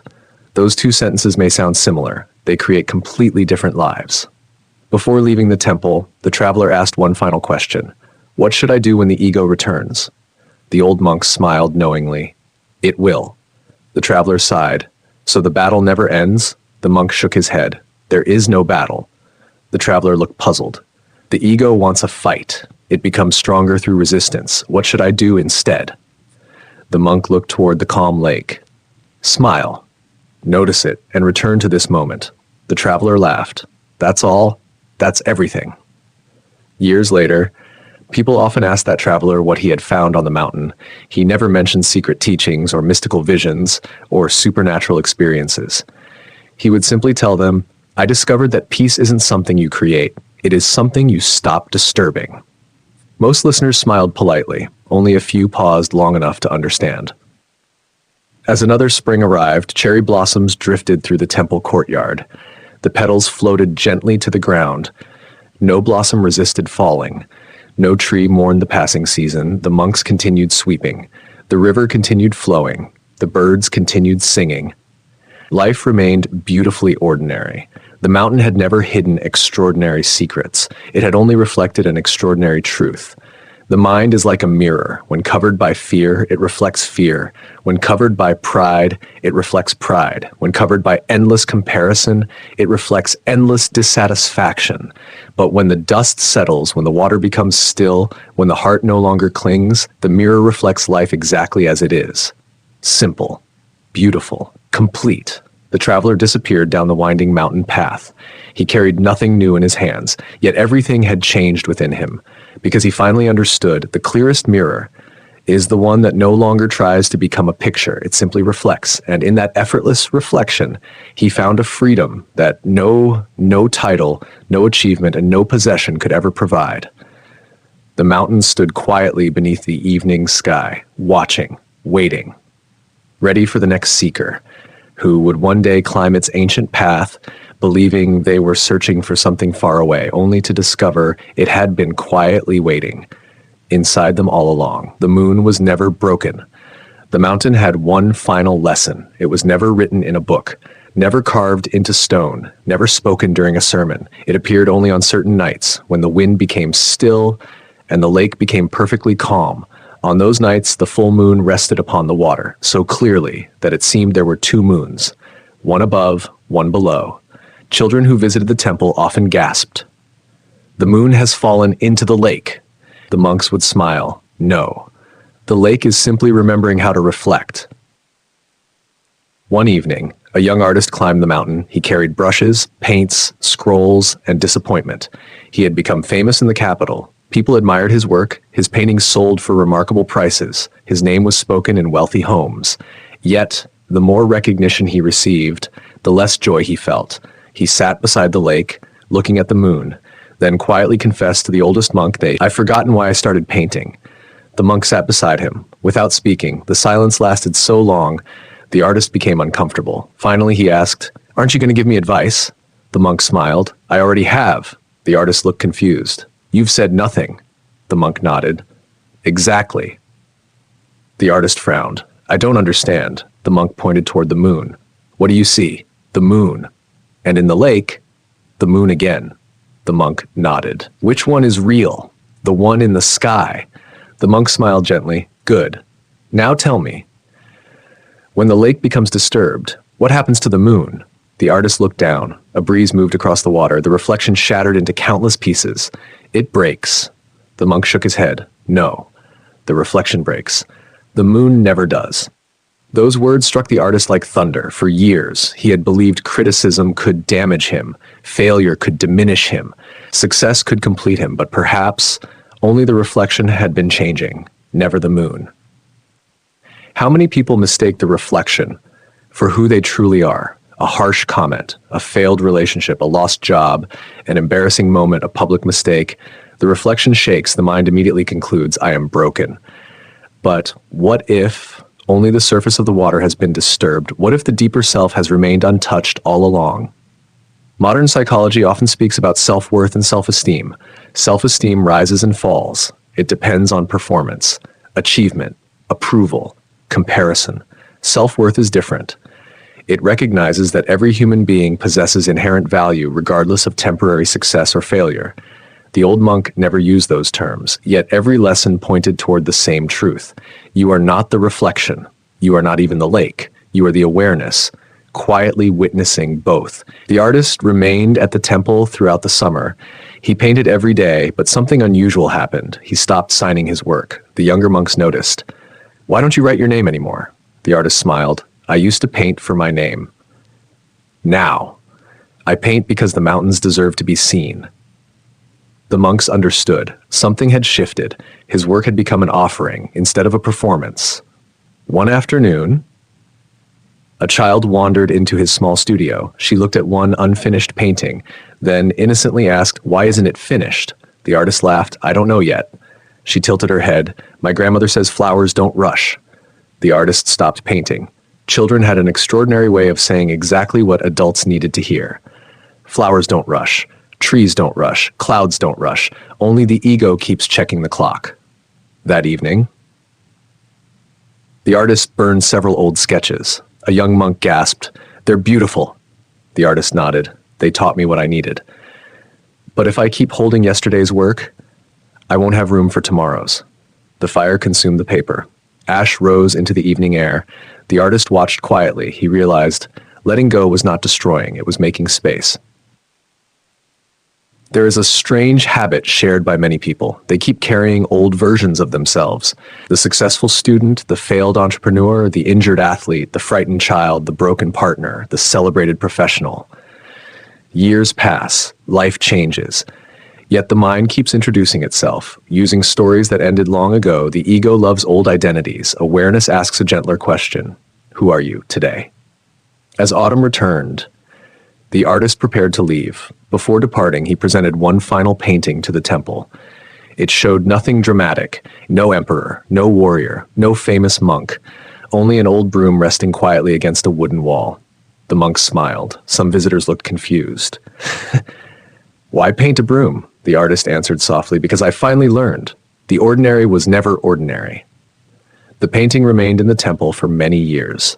Travelers often walked past it without stopping. Others stared at it for hours. One elderly woman looked at the broom, then began to cry. A young monk gently asked, "Why does this painting move you so deeply?"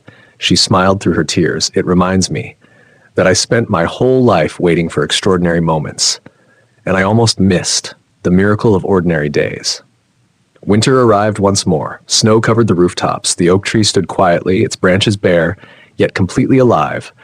The monks gathered around the evening fire. One novice asked, "Master, if the ego is only a reflection, why does it feel so real?" The oldest monk placed another piece of wood onto the fire. The flames danced brighter. Then he answered, "So does a dream. Until you wake up." Silence filled the room. No one spoke again. Outside, the moon reflected perfectly upon the frozen lake. Above, whole. Below, whole. Neither competing with the other. neither asking to be admired, simply existing. The mountain had spent centuries teaching the same lesson. Nothing real can be improved by praise. Nothing real can be destroyed by criticism. Only reflections rise and fall. The moon remains untouched. And perhaps, so does the deepest part of you. The part that existed before every title, before every fear, before every success, before every failure. The part that has quietly watched your entire life unfold, patiently, lovingly, waiting for the moment. You finally stop chasing the reflection and look up, the sky that needed nothing. At the edge of the temple, there was a cliff where the world seemed to disappear. Standing there, you could see forests stretching beyond the horizon, rivers twisting through valleys, villages no larger than grains of sand. On clear nights, the stars appeared so close, it felt as though the sky had descended to meet the earth. The oldest monks often came here, not to search for answers, but to remember. Remember how small one life truly is, and how precious. One evening, a young astronomer climbed the mountain. He had spent years studying the heavens. He could calculate the movement of planets, predict eclipses, map distant constellations. Yet, despite understanding the stars, he did not understand himself. As the sun disappeared beyond the mountains, he asked the elder monk, "I know the age of galaxies. I know the distance to distant stars. I know how the moon moves around the earth. But why do I still feel lost?" The monk smiled gently. "You've learned to measure the universe. But have you learned to experience it?" The astronomer looked puzzled. "Aren't those the same thing?" The monk quietly shook his head. "No." That night they sat beneath an endless sky. The stars filled every corner of the darkness. The Milky Way stretched overhead like a river of light. The astronomer began naming constellations. Orion, Scorpius, Cygnus. The monk listened patiently, then asked, "Before people gave them names, what were they?" The astronomer answered, "Stars." "And after every name is forgotten?" The astronomer smiled. "They'll still be stars." The monk nodded. "So it is with people. The titles disappear, the roles disappear, the stories fade, the names are eventually forgotten, but life itself remains. The ego spends years decorating the label. Awareness quietly experiences what the label was attached to. Modern science reveals something extraordinary. The atoms that make up your body were forged in ancient stars billions of years ago. The iron in your blood, the calcium in your bones, the oxygen filling your lungs, all are part of a story far older than humanity. Every breath connects you with forests, oceans, clouds, countless generations of living things. The universe is not something happening around you. You are one expression of it. The monk had never read an astronomy book, yet somehow he had lived as though he already knew. The astronomer looked up again. For years, he had searched the sky for meaning. Tonight, he stopped searching. He simply looked. The stars seemed brighter. Not because they had changed, because his mind had grown quieter. The monk pointed toward the horizon. "What do you see?"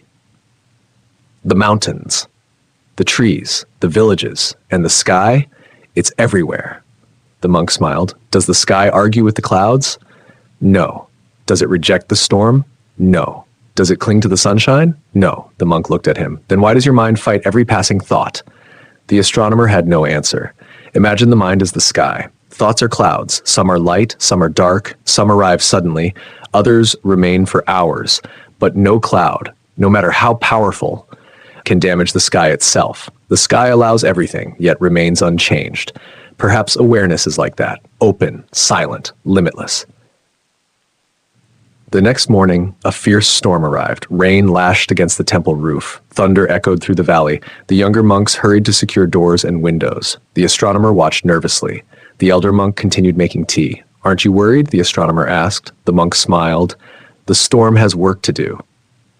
Hours later, the rain stopped. Sunlight returned. Drops of water sparkled on every leaf. The valley smelled fresh.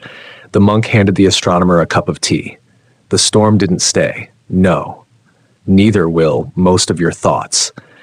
The astronomer looked into the steaming cup. How many storms had he carried, long after the weather had changed? One afternoon, the astronomer discovered an old notebook in his bag. It contained goals he had written years earlier. Become famous, publish more papers, win prestigious awards, be remembered. He smiled sadly. Some goals had been achieved, others had not, yet none of them had brought the lasting peace he expected. He quietly closed the notebook, then placed it into the temple fire. A young novice gasped. Those were important. The astronomer watched the pages turn into ash. They were. They brought me here. But they don't need to come with me. Sometimes, the greatest act of wisdom is thanking yesterday without living inside it. Before leaving, the astronomer asked one last question. If I forget everything you've taught me, what should I remember? The old monk looked upward. The sky stretched endlessly above them. Then he answered, whenever your mind becomes crowded, look at the sky. The astronomer smiled. Why? The monk's eyes reflected the morning light. Because the sky never tries to become larger. It is already vast. You are the one who keeps building small rooms inside it. Years passed. The astronomer became one of the most respected scientists of his generation. Students admired his discoveries. Universities honored his work. Books carried his name. Yet those who knew him best noticed something unusual. He never seemed in a hurry. He listened more than he spoke. He admitted when he did not know. He celebrated the discoveries of younger researchers as if they were his own. When people asked him the secret of his calm, he would smile, then point upward. The sky taught me. Most assumed he meant astronomy. Only a handful understood he was speaking about something much older than science. The temple remained quiet. The river continued flowing. The oak tree grew stronger with every season. Children still laughed beneath its branches. The old broom was replaced many times. Yet each new broom performed the same simple task. Sweep. Begin again. Sweep. Begin again. The mountain had never demanded perfection, only presence, only sincerity, only the courage to live without pretending. As twilight settled over the valley, the sky transformed into deep shades of blue and violet. The first star appeared, then another, then hundreds more. None competed. None wished to shine brighter than the others. Each simply fulfilled its place in the vastness. Perhaps that is the lesson the sky has always offered. It has room for every cloud, every storm, every sunrise, every night. It rejects nothing, it clings to nothing, and because it is attached to nothing, it remains free. The old monk had spent a lifetime trying to explain this truth. The sky revealed it, without saying a single word. Perhaps the deepest freedom is not becoming someone greater. It is becoming as open as the sky itself, wide enough to hold every joy, every sorrow, every success, every loss, without losing your true nature, because the sky is never improved by a clear day, and it is never diminished by a storm. Neither is the deepest part of you.